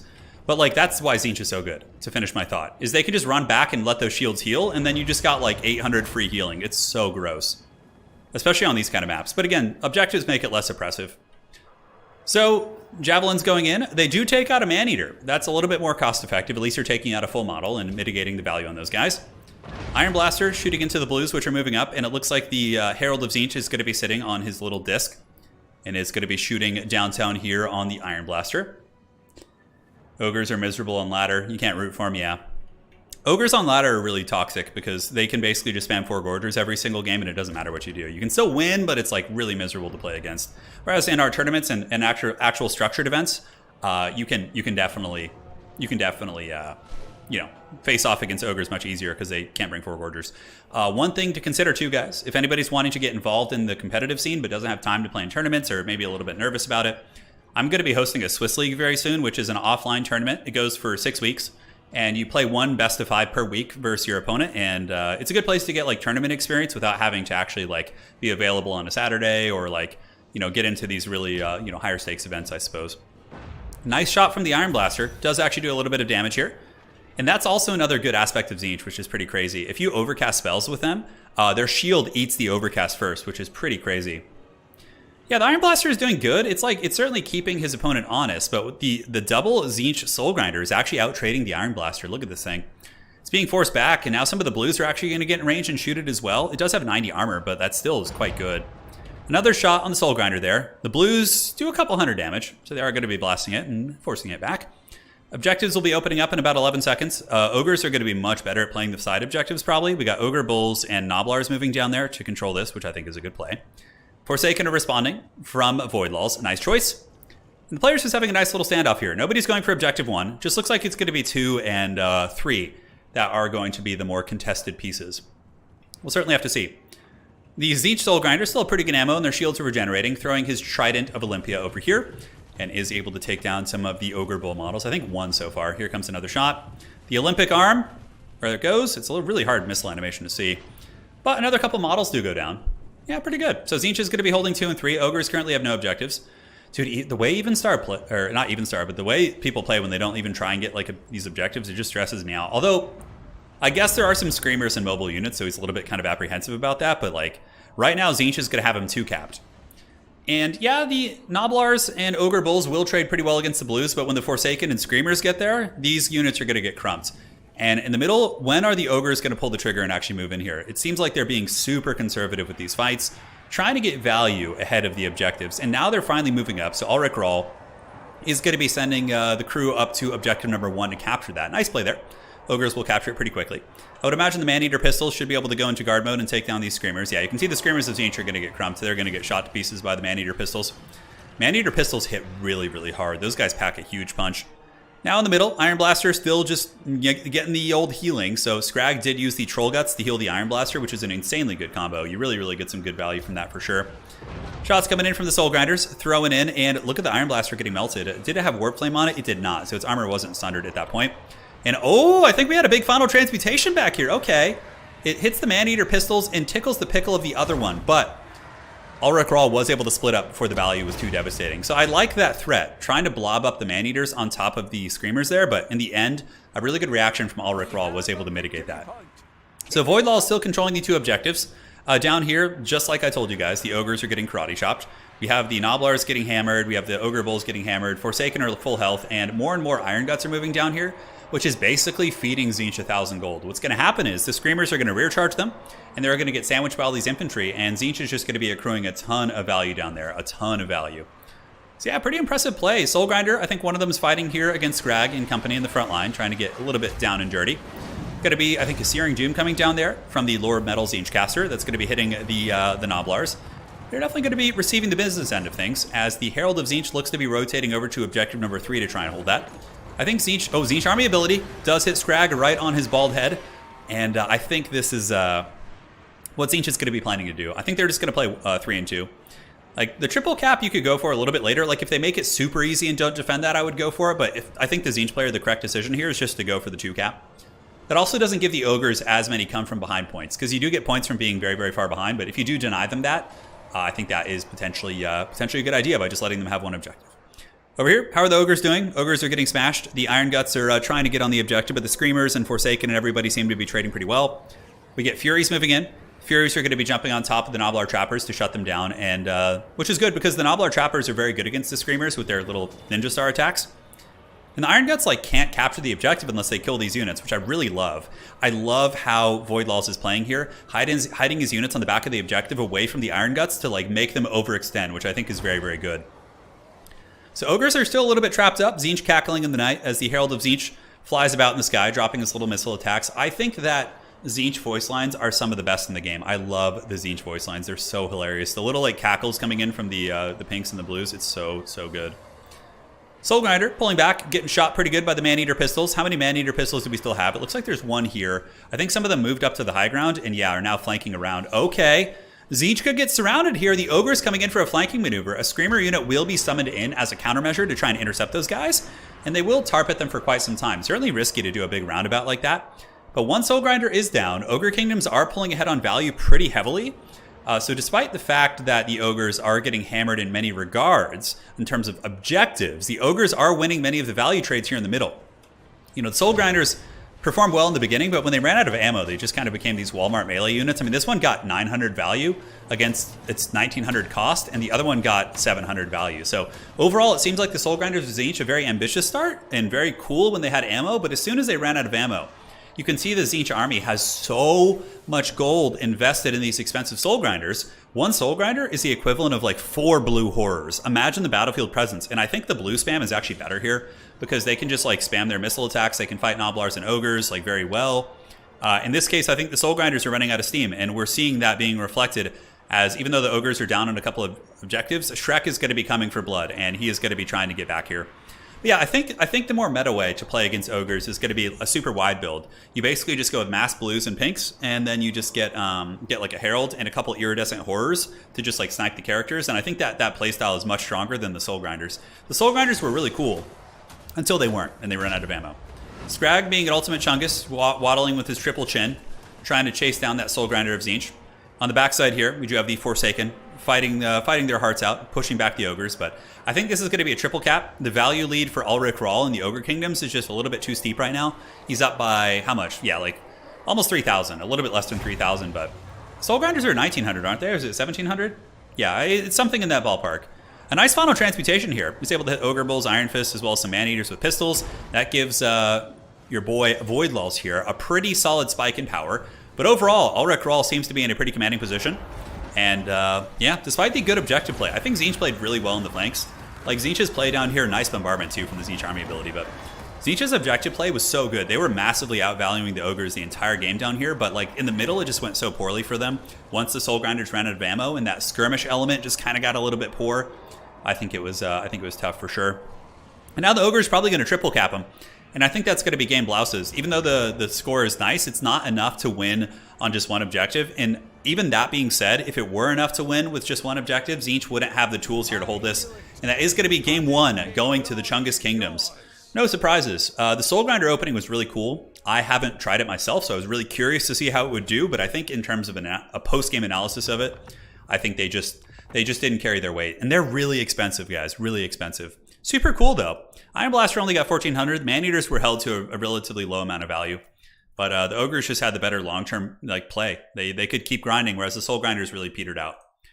So that is going to be game one, going to Ulrich Rahl and the Chungus Kingdoms. Game two is now going to be on the Eye in the North here in the Grand Finals. And let us see what these gentlemen pick and ban for their next games. Shrek is coming for blood, man. No mercy is being shown. Having a lot of fun with this. This is a great tournament. I think today's tournament has been like the best showcase of domination we've had so far. Like really close games, back and forth, like interesting tactics. It's been a really, really good showcase of domination. Really, really good showcase. Yeah. Quite cool.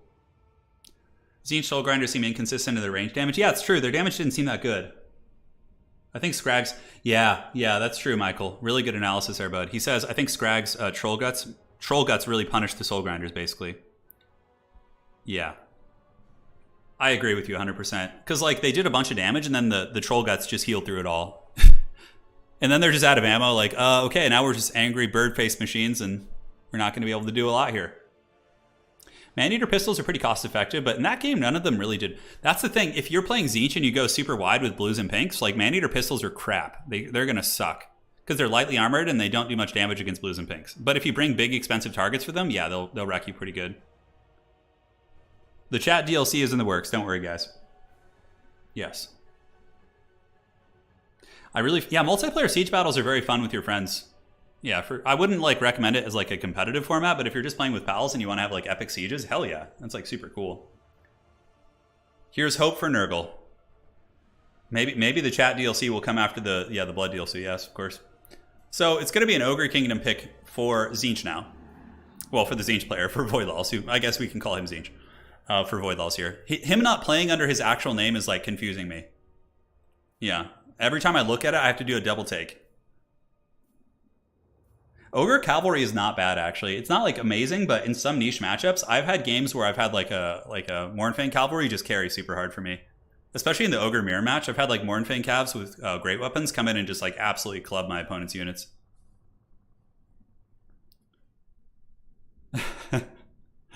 Wheelhouse, thank you for the $100, dude. Damn. Wheelhouse coming in with the steel chair and helping basically pay the prize pool for today's tournament. Thank you so much. I do pay these prizes out of pocket, so when you guys donate like that, helps a lot. Thank you so much. I wish there was a message, Wheelhouse, but I don't see any message. Do you have any questions or anything you'd like to say? I'll look for your comment here. Wheelhouse, thank you so much. That is a super chunky donation. Oh, baby, it's Grand Cathay. Oh, yes. Sign me up for this. Grand Cathay versus Ogre Kingdoms. Oh. Wheelhouse, I think they saw your big donation and they picked Grand Cathay just to entertain you. Thank you so much for that. Yeah, I'm looking for a message from you. Is there any message that you want to send with that donation? Something you want me to read or something? Guys, Cathay is actually not terrible against Ogres, though, because the Peasant Spears are really good against most of the roster, and then the cannons are great, too. I'm super hyped for this. Somebody in chat says, revenge for my caravans. I love that. That's so funny. Oh, I love it. Yeah, I like Mournfang Cavalry. I don't hate them. Dude, Wheelhouse, again, one last time. Thank you so much. Super generous of you. And yeah, keeping that old multiplayer community rolling. You know, we've been through hard times. There's obviously some bugs in the game, but we're still here having a great time together, and that is the important thing. This is a really fun matchup. Like, I actually enjoy watching this one. Cathay really needs to get the objectives first, though. Yeah, this is a great map for Cathay. The cannons can just sit on the hill back there and just go deep. If Ogres are allowed to bring 4 Gorgers, I don't think Cathay can win this. Like, if with 4 Gorger spam, Cathay just gets stomped. Like, it's too much to deal with. But if Cathay if there's only two Gorgers on the table, I think it's very winnable for Cathay. Yeah. Yeah, I think it's possible. Have yet to lose to Cathay in Domination. Yeah. Have you been playing on ladder mostly? Like, you probably run into a pretty different experience in like competitive play or like in tournament practice at least. In my experience, I like Iron Dragon in this matchup, Zhao Ming, because you use the Flame Breath attack to kill the Noblars off the objectives, and then you use Final Transmutation in human form to punish Ogre Blobs. Miao Ying is good too, though. I mean, she's very strong. They're both viable options. You could even go with like a basic Dragon-Blooded Lord, but I really like the Iron Dragon here. Something to consider, the 40k rule of 3. Yeah, some units I don't think 4 is a problem, but it depends on which ones we're talking about. So Vincent, yeah, I talked about that earlier, but I mean, the lens through which he looks at the game is multiplayer, or excuse me, campaign, and mine is multiplayer. So I'm not as much of a campaign guy, so it's not. I think the game multiplayer has some issues with desync, but it's very playable. So yeah, I don't think that applies to what I cover.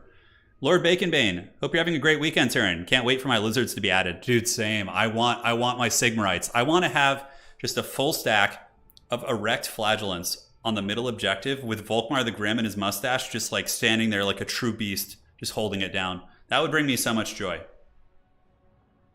Yeah, that would bring me so much joy. Give me the Iron Dragon all day. Give me the Iron Dragon. So I would look at the builds, but the players could be on stream, so I don't want to accidentally reveal their build to their opponent. Nurgle is definitely one of the weaker factions, but they can still win matchups. Like, Nurgle against Khorne is fine in domination mode, and Nurgle against Cathay is relatively doable also. So there's matchups. There's matchups for sure. You got to take the cool dragon. I agree. I want the coolest of dragons. Hey, Vincent, you're very welcome, man. Hope you're doing well. That's a delicious banana. I'm showing this thing who's boss. Banana smoothie would be pretty good right now, too. Dude, I just can't wait to play the Empire. There's flagellants. Spare the details. Yeah, Khorne is really fun. Khorne's a great faction. Very solid. Khorne's really good for beginners as well. Because they're pretty easy to use, and I think they're pretty, most of their units are cost effective. Like, the only units on the Khorne roster that I think are bad are the Skull Cannons. Like, everything else, like, honestly has some playability to it. Like, whereas if you look at, like, Grand Cathay, for example, or, well, Cathay has the Wujing War Compass. I guess the Lanterns are kind of haggard as well in domination mode, but in land battles are good. How will High Elves do in domination mode? I think they'll be fine. I think High Elves will be much happier. Like, imagine High Elves having Silver and Guard. Okay, so you're playing High Elves into Ogre Kingdoms, right? You have a wall of Silver and Guard fighting them, which is going to be super hard to deal with. You have Shadow Warriors shooting their big targets. You have, like, cost-effective cavalry hammering them. Dude, you guys are going crazy with the donations today.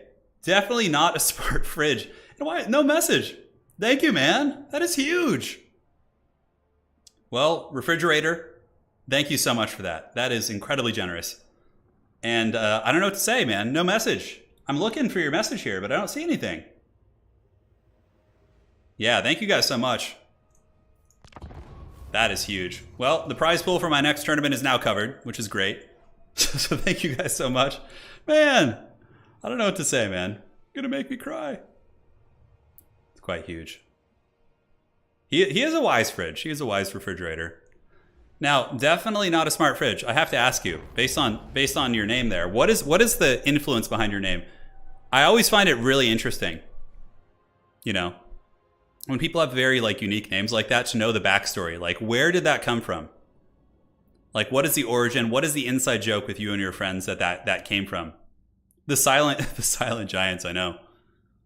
Yeah, build looks pretty good from both players. Looks very solid. Only a single Cathay cannon. Let's see how they perform. I can't wait for the return of Skaven Me too. Hey, definitely not a smart fridge. Thank you so much. He says there's no message, only support. I really appreciate that. Yeah, there will be 2v2 tournaments coming up soon, but the problem with 2v2 tournaments is the lag. Since, like, if CA adds dedicated servers at some point, I would do them, like, all the time. The story behind the name is he likes refrigerators. Kind of cool. Yeah, it's always really interesting to hear people's backstories. You know, it would be a really fun stream, too. Or, like a discussion to have, like all of us. Would be to talk about the origins or the cringiest names we've ever had as like 12-year-olds. When I think about the usernames I had on Xbox Live when I was like 12 and 11 or however old I was, I like literally cringe. It hurt. I cringe so hard it hurts when I think of some of my old usernames that I had, like how edgy and terrible they were. Let us know in chat if you guys had a really, really cringy name at some point. What like, obviously nothing offensive, but if it's just like, you know, that type of edgy cringe, share it. Ross, man, I can't even focus on the game. These are so much, dude. Oh my god. Something rule of 3. Dude. Ross, man, I don't know what to say. Oh my god, guys, stop. Oh my god, please. I really hope you guys aren't financially strained. Like, if you're donating this, please make sure you're stable before. I feel bad, like, getting that much. So, Ledgeron and Ross, all of you guys, dude, it's not my birthday, but thank you. Oh my god. Doomguard 666, Dark Servant. Oh man, I'm loving these names. These are so good. Mega Cat 77. That one's actually pretty fun. All right, guys. Oh, man. And then we have one from Harp as well, a $10 donation for good beer. Thank you, Eledgeron and Ross. I don't know what to say, man. Thank you guys so much. This is just... Chosen One says, Turin want a cringy name. I'm your dude. Oh, man. Matthew?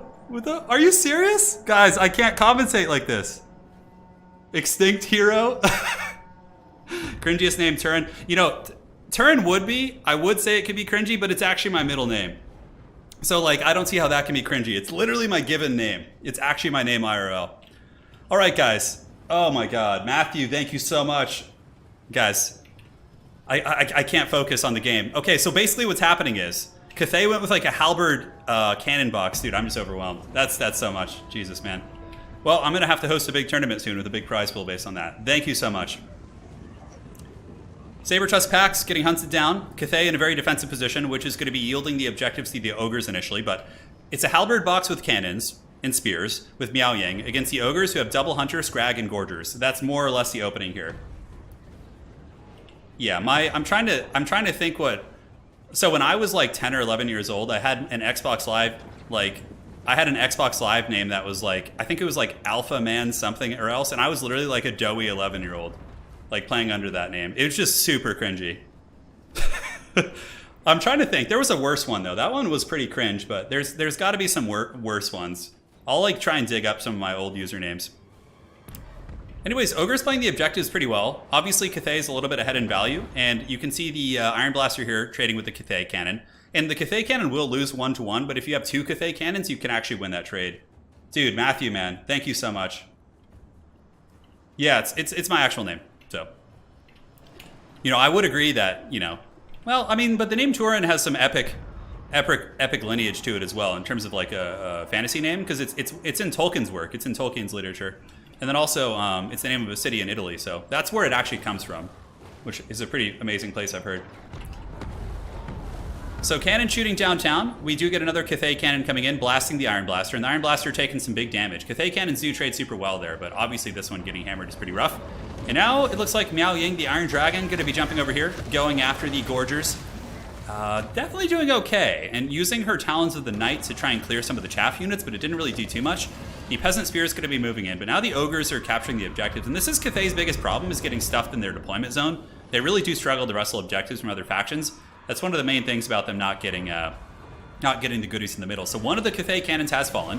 The other cannon is still trading very effectively into the Iron Blaster. And here in the back, we do get the Jade Lancers intercepting the Saber Tusk pack, which is going to be pretty cost effective. Saber Tusk pack should lose in combat against Jade Lancers. And yeah, it's not too bad of a trade for Cathay. They can definitely just keep chasing those guys down. Now down here, Ulrich Rahl and the Storm Dragon fighting. It looks like the Ogre Kingdom's using their Iron Fist ability to hit those Jade Lancers. Gorger's still being problematic, but there are a fair amount of Peasant Spears here, and Cathay is up on value, so if Cathay can keep getting these like micro-level wins here and there, maybe they're going to be able to kind of get these objectives soon, but oh man, he had Gorgers hiding on the back objective. Yeah, and the Gorgers ambushed the Peasant Horsemen who thought there was a free objective back here. That's pretty painful, but remember, Gorgers are limited to 2 now. One of them is pretty much dead and will probably die to these Peasant Spears. The Saber Tusks do rampage on top of the cannon crew, and the Halberds are able to kind of clean that up. But this is the tricky part for Cathay, right? They have so many Spears and Halberds back here defending and not going up for the objectives that they could just get triple capped and really fall behind in that way. So far, back here, Miao Ying's trying her best. Talons of the Night going down, but the Peasants do break, and the Gorgers are all over Miao Ying. And this has been my experience. Like, on ladder, I can beat Ogre players pretty steadily with Cathay, but when you play someone who is of the caliber of, like, Voidlulls, it feels very hard because they juke your shots, they're not sitting still. It becomes a much, much harder matchup for you. And though Cathay is doing great in the value trading, actually dead even as a matter of fact, with healing on the table from Miao Ying, it's going to be hard for them to get the objectives from the Ogres. Iron Blaster is shooting getting shot by the cannon. And now what's good about that, though, is that the Iron Blaster itself isn't shooting. It's just dodging and moving like the whole time, which means it's not generating any value. So that's a pretty good win there for Cathay. Halberd's not quite able to get on the back objective. Here we do get some Jade Lancers running around, hammering into the Ogre Goon Squad back here. But we got Noblar Trappers. There's just so much, and Cathay is just so pinned in its deployment zone. This triple cap is getting really, really rough for sure. Halberds trying to fight against the Saber Tusk pack here. They're doing their best, and they will win that fight eventually. Value's very even, but again, Cathay stuffed in its deployment zone, trying to spam out infantry, but do you know how long it's going to take a Peasant Spear unit to kill a Noblar? It's going to take so long. That's what Cathay needs. Cathay needs a high DPS infantry unit, like some sort of a warrior monk or something that can plow through infantry, because even though Cathay value trades well, that's why you see Cathay being very good in land battles, because they don't have to play objectives, but when they have to play objectives, what happens is they can't get where they need to go fast enough. Nothing they have can really get the objectives, unless you start with them early and, you know, jump up on them and then hold them. That's really the best way. Cathay is good at that, but terrible at contesting points. Absolutely terrible. Noblars here are broken, but they were fighting Halberds, so a little bit quicker than the Peasant Spears. Peasant Spears are moving over to the back objective, but Ogres are now pulling ahead on value as well. Things are going a little bit better for them. Halberds trading pretty cost effectively right here and battling the old Ogre Bulls with Iron Fists. And yeah, doing good. Iron Fists are going to lose that fight eventually, but more and more Ogres are piling in. They're just so fast and so furious. I don't know where Miao Ying is. Okay, she's down here getting beaten down by the Hunter a little bit, but Regrowth is active on her, so she should be able to heal up. Quite a bit of value on the Ogres now. Cathay going to be going for the back cap, which is a good play. So they have some Spearmen moving to that back objective. Cannons of Cathay still generating, but the Saber Tusks in the back are causing quite a few problems. It looks like Cathay is going to be stuffed in their deployment zone, which makes me think that Cathay probably should open in the future maybe in this matchup. It's so hard though, because if you go with Terracottas, they get killed by the Iron Blasters. But maybe you have to go Miao Ying double Terracotta to get objectives first, and then you summon cannons immediately with spears to defend them to kill the Iron Blaster. I feel like you have to get the objectives a little bit faster with them, because cannons, like, they haven't had line of sight issues this time. They've been shooting the whole game. And the Iron Blaster of the Ogres, you know, hasn't been terribly impactful. It's kind of just been hiding in the low ground here. But yeah, now you got Saber Tusks on top of the cannon crews. Some spears are rushing in to protect them. In the backfield, Peasant Spears, I don't know how they'll actually do against Noblar Trappers. The Trappers might actually win that, because they have no shields and low armor, so they might just get completely crumped. One objective here is being taken by Grand Cathay, so they're finally able to get this back, but they have to triple cap now, which against Gorgers, which are being now resummoned, because you can still resummon the 2 Gorgers that you have in your army. Scrag is on the objective. Miao Ying's trying her best. It looks like Ogre is going to be using the Hunter ability, so that is the cannonball ability that Hunters have. It's like their shotgun blast. Will he be able to get this back objective? I don't think so. I think that's going to make the series 1-1. A very bold pick. I mean, even though Cathay does have some decent tools against Ogres, it just feels like it's so hard to hold those objectives. And here comes the Peasant Spears pushing in on top of the Noblar Trappers. I don't know who wins there. I feel like the Trappers will win. 160 models against 150. Maybe the Spearmen. A little bit tricky. Cavalry moving in, trying to get on top of the Iron Blaster. Miao Ying, the Iron Dragon, holding. This back objective maybe is going to be on the table for Cathay. It looks like they're finally able to push the Ogres back. I wouldn't mind seeing Miao Ying go into Dragon form and try and take out Scrag. I think that could be an option as well. The Grand Finals are best of 5. So this is a best of 5 series, my friends. And the Peasant Horsemen just getting absolutely plowed. Gorgers are back now. This is like the worst nightmare for Cathay, because Gorgers have the capture weight of infantry, which is pretty insane. So like, in the fact that they're so tough to remove and take so long to kill, like, yeah, Cathay has Peasant Archers against them, but like, how the hell are you going to get Peasant Archers up here right now? There's too many Ogres pinning you into your zone here. Miao Ying's going to go into Dragon form here and maybe come over here and just move on top of the Ogres, but I just think like at the highest level, like Cathay's going to get steamrolled by Ogres most of the time. Like it's too hard. On ladder and lower level tournament games, I think Cathay has a chance, but maybe Cathay players need to go to the drawing board. Maybe use like Skyjunks or Blimps or something. I don't know. Maybe like Terracotta Sentinels are going to be the play, but this does not seem to be working at all, this defensive cannon play, which is exactly how I play that matchup. Although I did run into a really high-level tournament player on ladder the other day, and the exact same thing happened to me with Cathay. Exact same thing. GG. And guys, now that the commentary is finished, I just want to thank you guys who donated once again so much. Like, that whole game I was like distracted, just like, that is so big. So thank you guys so much. There was a bunch of you just coming in with big chunky ones. From Wheelhouse, Definitely Not a Fridge, Ross, Eledron, Matthew, Harp. Dude, like, I don't know what to say. Lord Bacon, you guys are the best, man. Thank you so much. The dreaded Cathay. Like, you would think this would be good against Ogres. Like, the Halberds, like, they just get wrecked by Gorgers so hard. Like, Gorgers are so insane. 1,500 value on one of them. The other one kind of got shut down, but it obviously got focused. Iron Blaster only got 1,200, so it was kept kind of narrow there, but yeah. Poor Cathay. Cathay just, they need some love in domination mode. Cathay versus Kislev is fine, but still Kislev favored, I think. I think Kislev's mobility gives him a huge advantage there. All right, so next up, we are going to be doing the Crossing of the Sea of Claws. So that's going to be the map. And there you go. That was definitely the most one-sided game we've seen today. What is the counter matchup for Ogres? Tzeentch. I think a lot of Tzeentch players think they have a good matchup there. Kislev can fight Ogres fine. They have a decent matchup there. Khorne, I think, is Ogre favored, but I would say Kislev and Tzeentch are probably the two that you would want to play against Ogre Kingdoms. Thank you guys for those. You guys steamrolled me with those donations. I can't believe it, man. Thank you so much. And it's my wife's birthday tomorrow, too, so that's a nice little birthday gift there for Lady Turin. Yeah. So what are the picks going to be for the next matchup? Crossing of the Sea of Claws is the map. It is going to be Ogres banning Tzeentch. Okay, and then he picks Cathay. What is the next one going to be? Sounds good.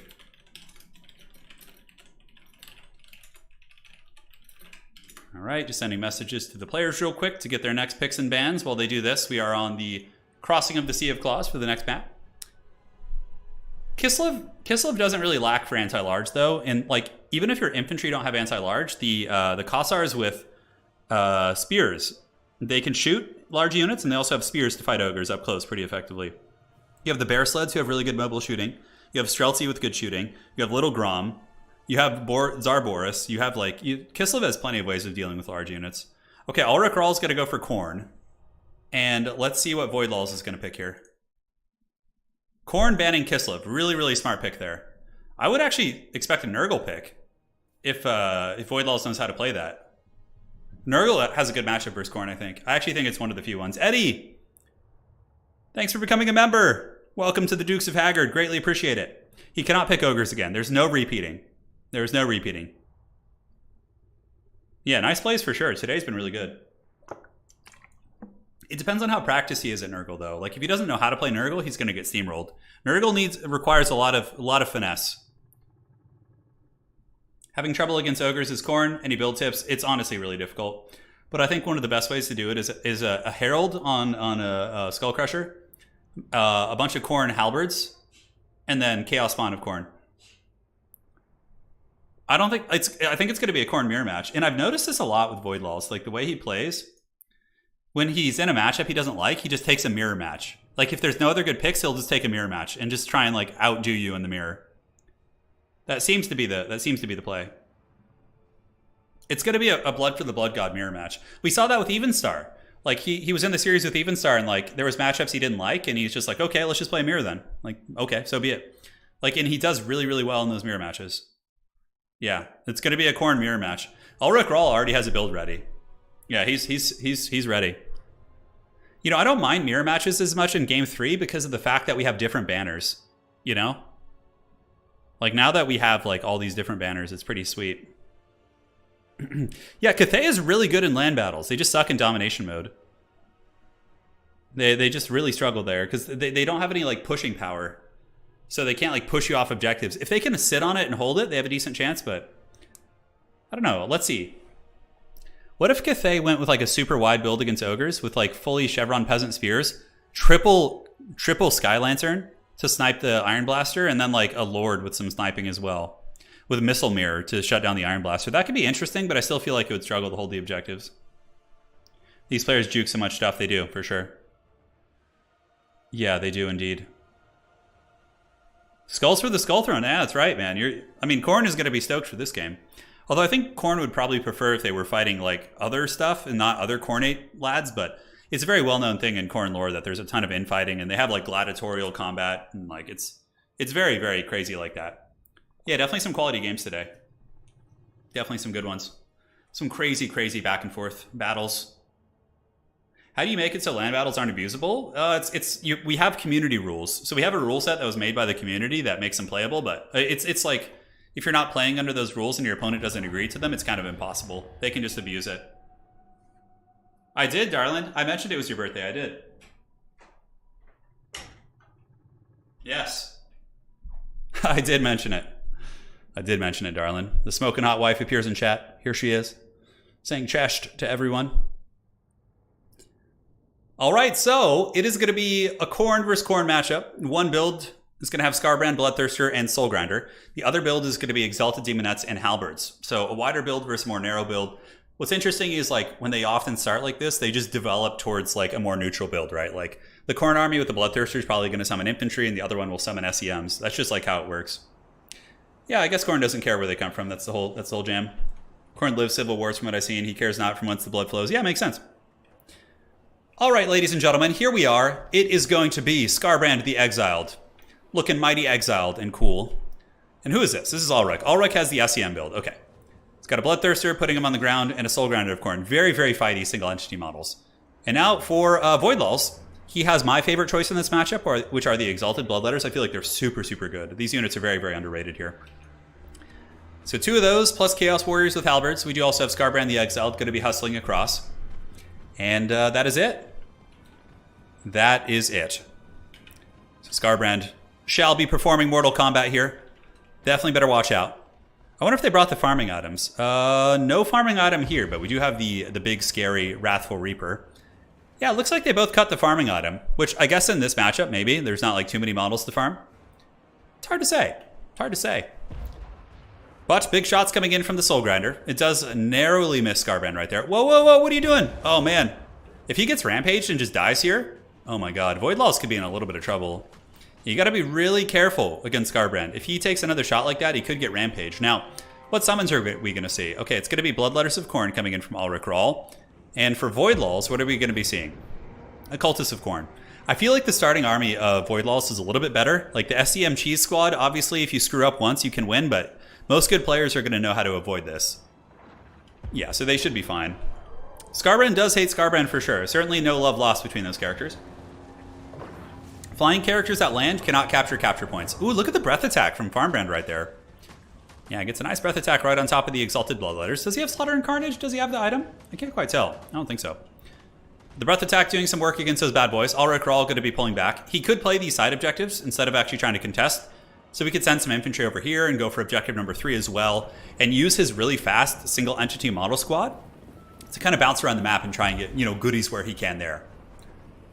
So Scarbrand the Exiled, chilling in the shadows. Once again running back. Objectives opening up in 1 minute and 10 seconds. The very infantry-heavy army of Voidlulls is obviously in a position to capture this objective. I think sending a Halberd unit up to 1 could certainly be a good play. And we do get more Bloodletters coming. I wonder if they're just going to have a Mortal Kombat here in the middle. Yeah, I wonder. It's really funny, too. The Soul Grinder of Khorne, guys, in case you didn't know this, the Soul Grinder cannot be given targets. It does shoot, but it shoots whatever is like closest to it. So there are ways to like micro it so it'll shoot what you want, but it's one of the hilarious aspects of the Khorne Soul Grinder, which is very, very good in combat. The Khorne Soul Grinder is quite a bit stronger than Tzeentch and Nurgle and all those guys in combat. The Slaanesh one will beat it though, because I think it has anti-large. Yeah, you can see the cannon shot going, super janky. But yeah, it honestly just looks like it's going to be Mortal Kombat in the middle. Like, I don't think either player wants to like risk having their forces isolated somewhere, so they're just summoning in a goon squad. But I feel like the Mortal Kombat is going to be so much better for Voidlulls. Like, Exalted Bloodletters of Khorne are going to be such Terminators against these Bloodletters. They're going to be so good. I think the biggest chance that Ulrich Rahl has is going to be trying to goon the Skarbrand character. Just going after him, like, all in. But with halberds everywhere, like, if he gets rampaged into the halberds, that is going to be game blouses. That is going to be a disaster. I think he realizes at this point he's not going to win this fight here. Like, this is too much of an entrenched position. There's even a cultist here as well. Soul Grinder for Ulrich moves over and does get a karate chop on the Fleshhounds. And now he's going for the top objectives, which I like, but so too is Voidlals. Voidlals is very aware of this now. I think your chance to send some infantry over there has passed, and now you're going to have to just kind of play the game that Voidlals wants you to play. Voidlals also capturing objective 3 with his corn dogs down here. Yeah, the really expensive goon squad. And that's one of my favorite things about Domination in general, is that, you know, big SEM goon squads like aren't as oppressive as they are in land battles. Like, it's less of a thing.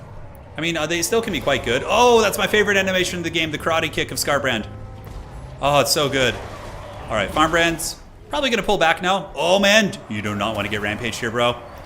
Oh, that was close. If he had taken like 1 or 2 more attacks, he could have gotten rampaged. Now, this top objective is going to be taken most likely by Void. Ulrich Rahl is sending a Bloodthirster over there, which is a good choice. I think that's a great play. You got to take advantage of these big, expensive pieces you have. And this guy is anti-large and can definitely take down corn dogs very, very well. There's no way in hell you're going to get the middle objective. That is just not going to happen. Objective 3, taken by Voidlals. This one not taken by anyone at the moment. Ulrich Rahl should get this now that he has the big Bloodthirster. And now he needs to find a way to get that back objective. I wonder if he has any really big, expensive units in reserve. Like, if he could summon in some Skull Crushers or Blood Crushers to go for this objective 3, I think he could take that pretty easily if he sent, like, something else over there. We'll see. But Ulrich Rahl just kind of scrapping in the middle here against the Chaos Warriors of Khorne. No karate kick that time, but he does move into a bunch of halberds, which, I mean, this could cost him the game here. Like, he's getting shanked by those halberds. If he gets rampaged, I think it's just GG. Let's see. Okay, he gets far enough away that the rampage isn't going to be a huge issue. Bloodletters do move in. Fury's coming in for the swarm, but this Bloodletter unit's just going to die. It's just done. And, I mean, it is a 2-to-1 cap right now, but you can't just win on that. You know, you're going to lose 2-to-1. He's going to have to find a way to get another objective. It looks like Voidlals is saving a ton of money, too. 1,500 gold. What is he saving up for? I think it's going to be some sort of a heavy cavalry unit. Just to really get some map control, maybe? Or a greater demon of some sort? Okay, never mind. It was a big surprise. So that is a really good tactic for those of you guys who are new to this game mode. Saving up money and summoning a bunch of units at once can often be much better than the alternative, right? Because you surprise your opponent, they can't react as easily. So in this case, he summons a bunch of Fleshhounds, and then he's going to rear charge with Furies. So what's going to happen here is Ulrich is going to lose this fight horribly. He's going to lose like all these Fleshhounds, or at least 2 of them. And then Voidlals is simply going to grab objective number 3, which is going to be incredibly strong. And still, like, Ulrich has been having a horrible time trying to figure this out. The Soul Grinder of Khorne, maybe move it down here and go and try and get this back objective from the Fleshhounds with your own Fleshhound core. I think that's going to be the play. The dad of Ulrich Rahl is getting beaten up by the dad of Voidlals here. Nice shots coming in from the Soul Grinder, shooting into the ground force. Very, very nice. This engagement was pretty masterful. Like, summoning in, saving up 1,500 gold, summoning a bunch of stuff at once, and surprising your opponent who's overextended into your supply lines, I think is a beautiful play for sure. Now, the Bloodthirster is here. He's going to be karate chopping some of these guys, but, like, there's no support. The corn dogs of Ulrich are getting absolutely chopped up, and this Bloodthirster is not going to win this fight either. Like, he'd probably lose that being surrounded after all that time. But Bloodletters of Khorne are coming over to make sure he can hold this objective. And is there any back threaten? No, it doesn't look like it. The 2 Fleshhounds and the Chaos Warhounds are forced back by the superior numbers here. Value trading is going pretty good for both players, I suppose, but still does favor Voidlals, as he was able to get that beautiful force over there. That was really good. Yeah, a lot of new players in Domination will summon a unit as soon as they can, or they'll summon one big unit. But oftentimes, at the higher levels, it's a really good strategy to summon like 3 or 4 units at once that are cheap to overwhelm your opponent's positions and to surprise them. Because a lot of people just like react to one thing at a time, and when they see a big force, it's much harder to react to that critical mass, if you see what I'm saying. So the Soul Grinder's been getting some okay shooting for sure. I would imagine his value's not over 600 or 700 though. Let's take a look. Oh, actually, make him eat my words, up to about 1,000, so that's pretty good. Well, like, you can't just win on this one objective. You can't. Like, getting a decent fight here. The Bloodthirster's hunting, and the back objective has been held. And he's going to have to maybe just get, like, a value comeback. It's certainly possible. Ulrich is only within 200 points of the value. And there's also a chance that if Voidlals kind of messes up with his Skarbrand at any point, that it could be taken out and absolutely beaten down. The middle force is looking super iron here. I mean, we have Chaos Warrior Halberds and 2 Exalted Bloodletters, which are a little bit beat up, but still very much combat ready. Over here we get some Furies, or Corn Dogs, as well as the big Greater Demon, who seems to be doing pretty well. But even still, the Fleshhounds of Khorne for Ulrich are going to be breaking. And this position is going to be compromised in a matter of time. So now Ulrich is going to start playing the sides, which I think is something that's super important here. More and more Bloodletters coming out, but just basic ones. The Fleshhounds getting in position to contest Objective 3. And Ulrich's farm brand is going to be pushing up now, but it's getting to the point where he might need to triple cap. It's getting really, really dangerous close to that, which I think is going to be super hard. Especially with that Helm's Deep on the middle. The way he's sitting here with the 2 Exalted Bloodletters and the Chaos Warriors, that's going to be a really, really tricky one. So here comes the Bloodletters charging on across. Corn Dogs of Ulrich committing, Furies on both sides, but you know, there's another farm brand. It's not like he's the only fast Greater Demon on the battlefield. There is another one. And this farm brand is coming. He's pissed. He's looking for some skulls, and we'll see if he's going to overextend there. Who knows? Although it looks like, actually, Void Lawless is going to maybe give up on this back objective, which I think is a good play. Like, pull back your units. You have enough of a point lead that you can afford to play a little bit more of a dynamic playstyle. And move over here and go for Objective 1. And it looks like that's going to be the case. So the Exalted Bloodletters are moving up through this little valley right here, and they're going to be moving to Objective 1 to grab that. And yeah, very, very nice. How's it going back here? The Exalted Greater Demon doing very well. Value trading still going slightly in the favor of Void Laws, but it's pretty much a negligible amount. It's very, very close. Hey, Soul Grinder here. He's able to find a nice fight. So Ulrich Soul Grinder does find a Cultist of Khorne and is going to be able to beat that bad boy down. The Cultist for sure loses this fight, like bad. That Soul Grinder should just chase him. Oh, nice summon here potentially, but I think it was a little bit, was it on the right spot? I think it was. Nice.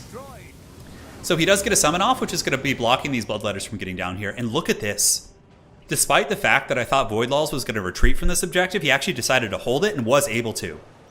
So Ulrich Rahl definitely really struggling, and I think a lot of this comes down to his starting army comp. He invested so much in these like expensive, like big cheese characters that he wasn't able to deal with the actual meat of his opponent's army.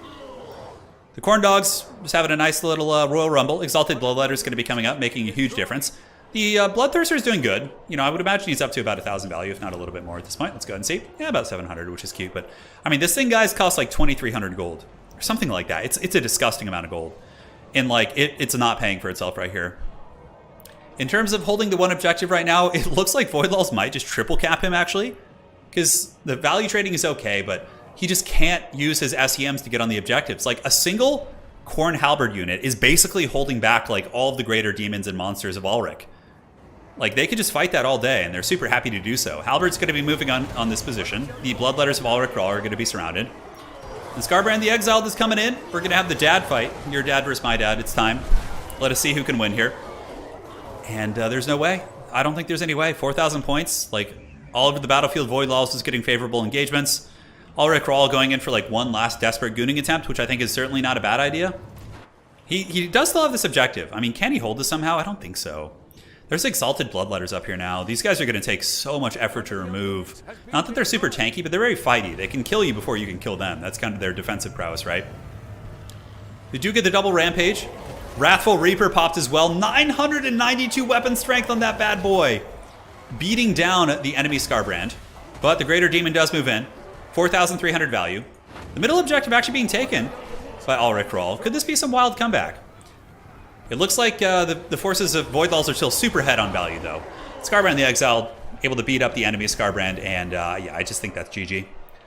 There's no way. Like, how are you going to get the objective from all these Exalted Demons? They're going to just karate chop these Chaos Warhounds, as well as these Furies and other sad units. Today's tournament has been the Tournament of Mirrors. Yes, I should change the thumbnail to that. I think that would be especially pertinent. But there you have it, ladies and gentlemen. I think that's going to be it. Like, I don't see any way this one is going to be taken by Void Laws. The center might be taken by Ulrich, but I don't think that's going to matter. Objective 3 is, like, nowhere near being threatened. Like, maybe send a Hound over there to try and capture it. That's a good idea from Ulrich, but he doesn't have enough time. Hounds take a while to capture things. It's not, like, super quick. Mirror match tournament win. I mean, and you're basically getting that today. Like, I think the majority of our matches have been mirror matches, or at least half of them have been. And with that, Void Laws is going to be claiming victory. Really, really good play there. Like, the wide, safer build. I think people will start to learn that, like, the SEM-based builds, like, are really, really, like, all-in, kind of. And, like, wider builds are just so much safer. We saw that here, right? Like, he just couldn't get him off the objectives, because this army just couldn't fight, even though it valued okay. Like, 2,400 on them. They're really, really good stuff, but overall, it just wasn't able to do it. Well played. Cool builds. Cool builds. Scarbrand pointing at Scarbrand. Yes, that's basically it. So if Void Laws wins the next game, it's over. He will indeed end the series. So next map is going to be Death's Pass. Let us see what is going on here with the picks and bans. Players will do all that fun business. Let's do it. I don't mind mirror matches. I think they're fine. I think these mirror matches have been fun today, actually. Like, none of the mirror matches have been miserable. Even the Nurgle mirror match was really fun. That was a super cool game. Like, mirror matches and land battles, I feel like, are a little bit less interesting. I don't know. It's hard to say. Mirror, mirror on the wall. You think we're going to see another one? I don't think so here. Because Ulrich Rahl, Void Laws is on the pick now, and I don't think Ulrich likes mirror matches the same way that his opponent does. I legit think one of Void Law's strategies is that he trains mirror matches, and his opponents don't. And I think that really helps him win a lot in the grand finals of these tournaments. Because he seems to know how to play the mirror matches really well. Whereas I think many people don't, because they don't practice them. That's like a really, really big strength in a pick and ban series, knowing how to play mirrors. Nobody practices that stuff. Nobody. Yeah, if you want to watch a tournament with no mirrors, you can go to my Faction Wars. We had that a couple days ago. It was a super good tournament. Super good tournament. That was really fun. If you guys are enjoying today's stream, do drop a like. As much as I hate asking for it, it helps out quite a bit. And more importantly, it gets more people involved because YouTube shows it to more people, and then we get to have a bigger multiplayer community, which is awesome. The Nurgle mirror match was crazy. Yeah, that was actually one of the best matches of the day. We've had so many matches that come down to like a couple points. Okay. Haven't seen what it looks like it's going to be a Kislev pick, which I think is good. Probably Bear Sleds. What do you ban? Probably Ogres. I don't know what they banned yet across the board, so we'll have to see. Nurgle. What if Ulrich Rahl comes in with a Chad Nurgle pick? That would be so funny. Oh my god. Hey, thank you for dropping them Discord links. Appreciate it, Melody. Korn is not going to be the pick for Ulrich. That's what he just played. It is going to be Kislev banning Slaanesh, and then we get a Tzeentch pick. Interesting. So in my experience, Kislev has countered Tzeentch pretty consistently. In most of the tournament, I played in one tournament so far. I mean, I played in Rubber Duck of War's tournament, but that was more of an invitational. I played against Anticity in the grand finals of that. And in both games, my Kislev beat his Tzeentch, and his Kislev beat my Tzeentch. I then played in a Chinese tournament that was going on, and I played against a Chinese player in the first round, and my Kislev annihilated his Tzeentch. And then I think in the next round of the tournament, I was playing against Ice Power, and I think Tzeentch also lost to Kislev there. Like, it seems in my experience that that's one of the best counters, for sure, especially since Pendulum is banned. With Pendulum, it was more like, I don't know, I would say more favored. But the thing is, like, the Bear Sled spam is just so strong. It's so strong. Incredibly good. Can't wait for the Beastmen, Tomb Kings, Bone Giants, and Cygors. Yeah, Lincoln, I agree. Just having a huge boner giant sitting on the middle of the map, just dropping fat shafts on your opponents, holding the objectives, is going to be super fun. I don't know. Light War Sleds, it's a discussion to have. It's a discussion to have. Light War Sleds aren't as bad as Gorgers, that's for sure. You could maybe like limit them down by 1 or something. I'm not sure. But I really just think like if Creative Assembly adjusts like the price of War Sleds, that's better than limiting them. Yeah. Romulan Dog says, coincidentally, my quarterfinal game versus... Yeah, Romulan Dog, you did great today, man. You almost made it to the top 4 for sure. Was the game close? So Romulan saying he had a mirror match with Void Laws and it was a corn mirror. So yeah, he probably does practice that. Hey, Piotr, how you doing? Chesh, my friend. Yak Shemash. Hope you're doing good. Where are the dwarfs? Not in the game yet. Joey says, I play tabletop and objective-based mode is more interesting to you than Battle Slugfest. Yeah, I get that completely. Like, I'm a big tabletop player too, and it tickles my tabletop pickle also. Yeah, it really does. I enjoy both formats. I do. I think if Domination gets a couple like small tweaks, maybe we can experiment with some new maps. I think it could be like my new favorite thing. I just want some more open maps that aren't like lane-based. I do like the lane-based maps, but I think you need some variety to make it a little bit more spicy. Any thoughts on a tournament just based on objective mode? That's what this is. That's what this tournament is. Yeah. This tournament is all based on objectives. Yeah, the speed, maybe. I think Shetland, if you decrease the mass of the War Sleds, that'd be a big start. Because they can escape everything. It's impossible to lock them down. So if you lower their mass and maybe make them cost like 50 to 100 gold more, I think we'd be in a sweet spot. Yeah. Because, like, here's the thing. The war sleds for Kislev are basically a war wagon combined with a White Lion Chariot of Krace that costs like 200 or 300 less than the White Lion Chariot. It's just absurd. Like, there's so much. It's like you're combining these two great units, and then suddenly it's just like, what's the point of war sleds or White Lion Chariots? It literally does what they both do, but like, yeah, it's crazy. Yeah, it's pretty crazy for sure. You want to see some toilet seat duels? You want to see Thorgrim battling Kugath? I think Kugath would win that, probably, if he's allowed to use magic. If not, then it could be interesting. Who is the Lord of Toilet Seats? Yeah, probably Kugath is the toilet seat lord now, for sure. He has a much bigger toilet seat than Thorgrim does. No, like, Chaos Warriors and Norska are probably going to get a fat rework. Yeah, and it's got double the weapon strength of the Lion Chariot. I know, it's crazy. It's crazy.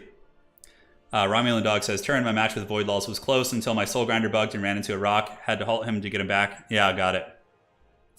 Yeah, Soul Grinders are so buggy and weird. I can see the light war sleds being limited to 2.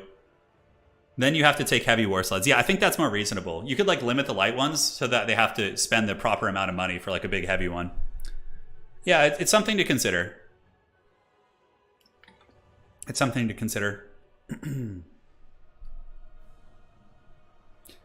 All right, so here we are. It is Kislev versus Tzeentch. The duel of fates is upon us. Let us see if Ulrich Rahl can be one of the first Tzeentch players, at least in my anecdotal experience, to defeat the War Sled spam, because that's what it's going to be. It's the best way to play. So we have Cathay, Patriarch to give heals, and then 4 War Sleds, which is very, very strong. Very, very strong. Oh, that's right. Mazdamundi's got a huge toilet seat too. How could I forget about him? Yeah. Yeah, Ulrich picks Tzeentch into Kislev. A bold strategy for sure. It's a bold strategy, Cotton. Let's see how it works out for you. No double turns in Total War. Double turns is the one thing that makes me not want to play Age of Sigmar. When I experience double turns, I'm kind of like, oh, I hate this. I hate it so much. It's like such RNG to determine a competitive game. Yeah, I really don't like double turns in Age of Sigmar. That's like one of the main reasons I don't get into it. Plus, I don't really care for the lore of Age of Sigmar. Like, I like some of the models, but like now that they're coming back with Old World, I see no reason to play Age of Sigmar for myself. I do have a Cities of Sigmar army, though, that I use. So I do play it from time to time. All right, so for Kislev, it's going to be Tsarina. She's good at party. Chariots and a Patriarch. Very standard. I mean, there's nothing on the Tzeentch roster that counters the Light War Sleds, really. Like, I don't know, not much. Like, they kill all the infantry, they kill Forsaken, they kill Doom Knights, they kill Chaos Knights. Flamers of Tzeentch, maybe, if they sit still. It's hard to say, but it's hard to say. So we got an Exalted Lord with the blue and pink fire. The ground-based army is going to be pinks, so it's going to be shooting there, and then we have some Chaos Knights. At least Chaos Knights can use their mass to hold them in place. That's one of the main things. Yeah, I feel like Tzeentch is really unfavored in this matchup. Like, once people figured out bear sleds are a thing, it's just, like, so brutal.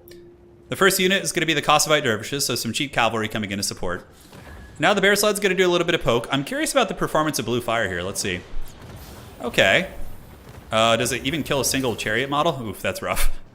It did do a bit of HP damage, though.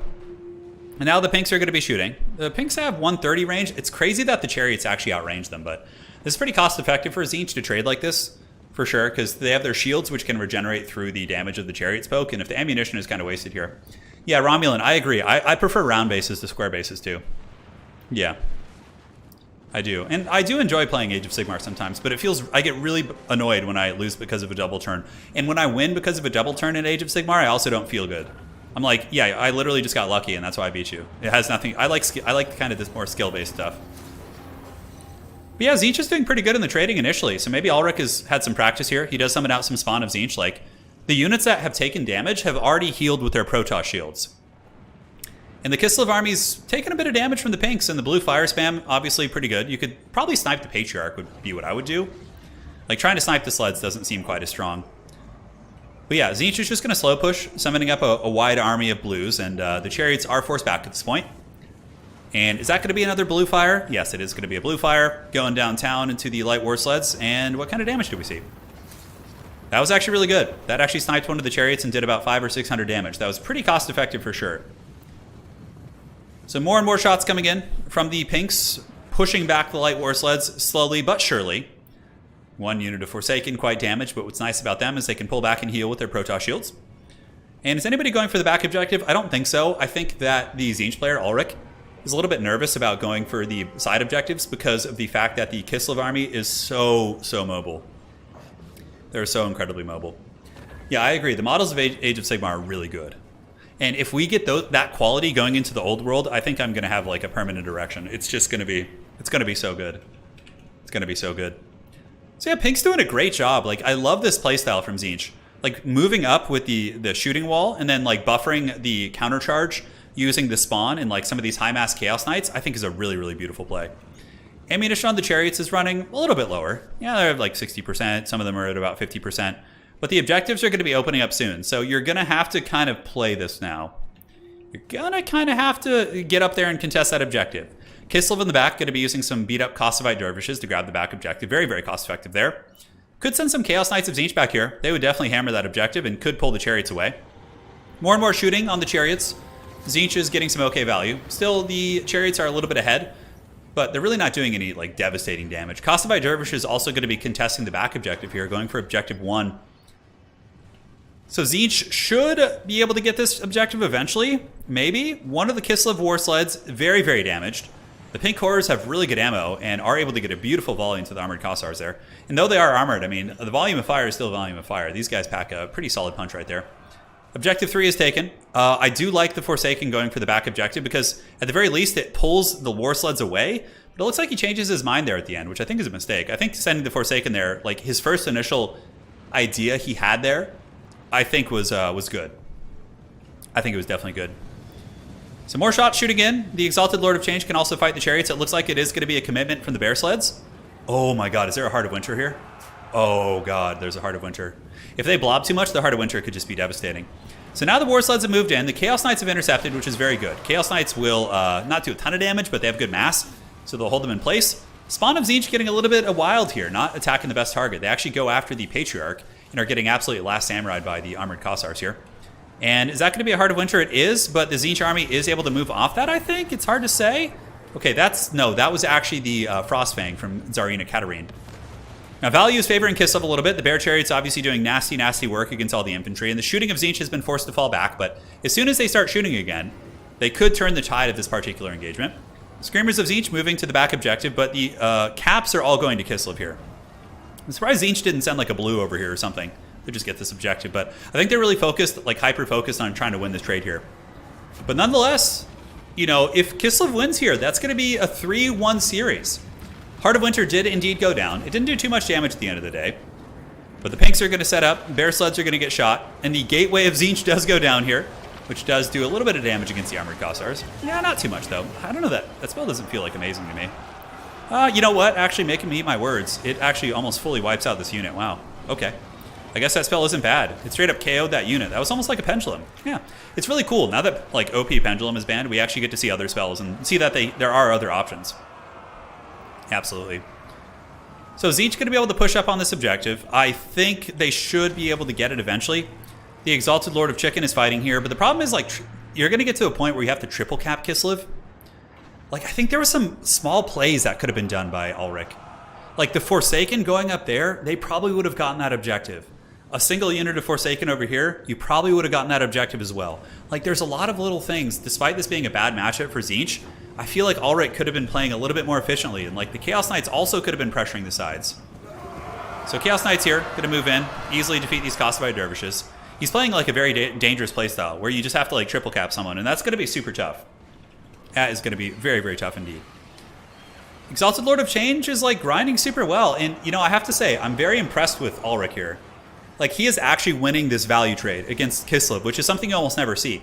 But the problem being is he's not playing the objectives.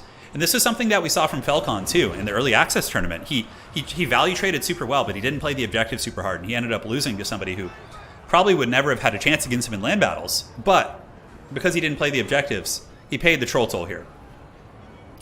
Ulrich is going to have to triple cap very soon. Nice Heart of Winter going down, going to be melting some of the blues in different units here. The Kislev forces are definitely taking a bit of a hammering. Chaos Knights clearing down the Kosovo dervishes. Nice little bear sled play, getting on top of the Pinks, but all the bear sleds are basically dead, but Kislev does re-secure its position in terms of the value. Heart of Winter doing a great job melting off those units on the objective there. But yeah, man, you gotta contest the objectives a little bit. The big chicken pulling back. Maybe just send these Forsaken over there, like something to go get this. You got to start planning ahead for the future, even if you're just trying to value trade here. But now the value trading is going even better for Kislev as they get more and more reinforcements coming in. The shooting of Kislev is really nice here. We get the Armored Kossars unleashing their pistol shots into the Forsaken. And here comes the Gateway of Tzeentch. And it's like a vortex too, so it pulls them in. So the units actually can't escape that. That spell seems to be pretty good and actually really, really cool looking for sure. So finally the objective is being pressed. Right now, Tzeentch is getting come from behind points. So their current points are actually 30 per second, whereas Voidlaw's is only getting 16 per second. So the Tzeentch army should be getting some big value here. This middle objective is going to be taken, probably by Tzeentch. They can just like send out so much stuff. But here on the side, we do get the blue horrors getting roadblocked. A beautiful roadblock. Roadblocking is a very, very strong strategy. By like 19 Kosovo dervishes, which are going to take a while to get through. He needs to start planning for this back objective. Like, Forsaken would be the play here for sure. And it looks like there's going to be some witchcraft coming in from the Ice Witch. She does nail those pink horrors with a little bit of fire, but these guys need to move up on the objective. He needs to capture that soon. Although I guess at this point it doesn't really matter. If a triple cap's a triple cap, right? Like if you just get the triple cap, like it can happen at 4,900, it can happen whenever. That's going to be fine. Yeah, that spell is basically just Pit of Shades. So blue's making their way over. Do we have anybody hustling for the top objective? We do. We have one blue horror there. I think you're going to need a little bit more. Like a Forsaken. Forsaken are so good at capturing objectives as they're fast, they're furious. Kosovo dervishes here are going to be hammered by some screamers. And Tzeentch needs to move these guys up on the objective. A big misplay not having them here. Like they could be parked right along the back of this objective, and they could just be shooting like the heathen kings of old. Yes, the beloved Tzeentch bots are the Slaanesh. Are those Slaanesh bots? Yeah, they are. The Tzeentch bots are the ones that try and get you to go to a casino. The Slaanesh bots are the adult website ones. Yeah. Bring the Hammer of Sigmar. Yeah, just, again, not having your guys on the objective is a big mistake. 4,400. And, yeah, the blues are waddling towards the objectives, but... Oh, and another roadblock. Such a good play here. Man, Voidlaw is playing, like, and putting on an absolute clinic in his matches today. Absolute clinic. Now these Winged Lancers. Oh, yes. The mighty Polish cavalry have arrived. Here they go. Going to be unleashing the Grom here on the old blue horrors of Tzeentch. The blue horrors do have better capture weight, but it like buys enough time that, you know, at least you're contesting that. Like if these had been Forsaken and not blues, maybe he could have gotten these objectives. The middle, like if the middle doesn't get captured here though, it wouldn't have mattered anyways. Tzeentch, I have to say, very, very good play by Ulrich in the trading. He traded perfectly even with Kislev, but he did not play the objectives. And that cost him the game. I still think Kislev had a slight edge based on the little value that lead they had, but like you're not. It's not taking into account the healing on the Tzeentch shield. So even though it says Kislev is ahead on the value, they're really not in many ways because the Tzeentch is just getting so much free healing from their shields. That build was good. So if you guys are a Tzeentch player, like I think the way he played was really solid, but I think he needed to park some units on the side objectives. By parking units on the side objectives, you get chariots to go away from the main fight too. Like, that was very winnable for Tzeentch. But I just think the slight misplays cost him the game. And with that, ladies and gentlemen, it is going to be a 3-1 victory for Voidlaws. A very, very solid performance today. Losing game 1 against Ulrich Rahl in a pretty decisive fashion. But he was able to rally back with a 3-0 reverse sweep. And that, ladies and gentlemen, is going to be a victory for Voidlaws. Very, very good game indeed. Quite a bit of fun. Void had a lot of practice from battling Emunsar. That's true. That is very true. Yeah, Eltharion can be pretty good too. Absolutely.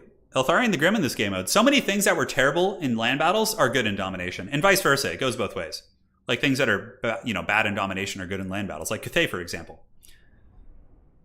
So, that is going to be a victory for Voidlaws. Let us make it official and take it to the old scoreboard. And let's find it. Here it is. Voidlaws will magically teleport. Wookiee's Paw will salute him there at the finals. And that's the tournament, ladies and gentlemen. On that note, I just want to thank you all for joining today. It was a super, super fun tournament. If you enjoyed the format and the games, do drop a like on the way out if you haven't already. Helps out quite a bit.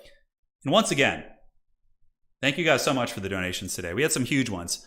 Big thanks to Matthew Smith, Harp, Aledron, Ross Lavelle, Definitely Not a Smart Fridge, Lord Bacon, Wheelhouse, Mo, And then we had one from Mal, Alex Sear, 9N, Ant-Man, Mr. Pig, Cowboy Bob, and The Herder.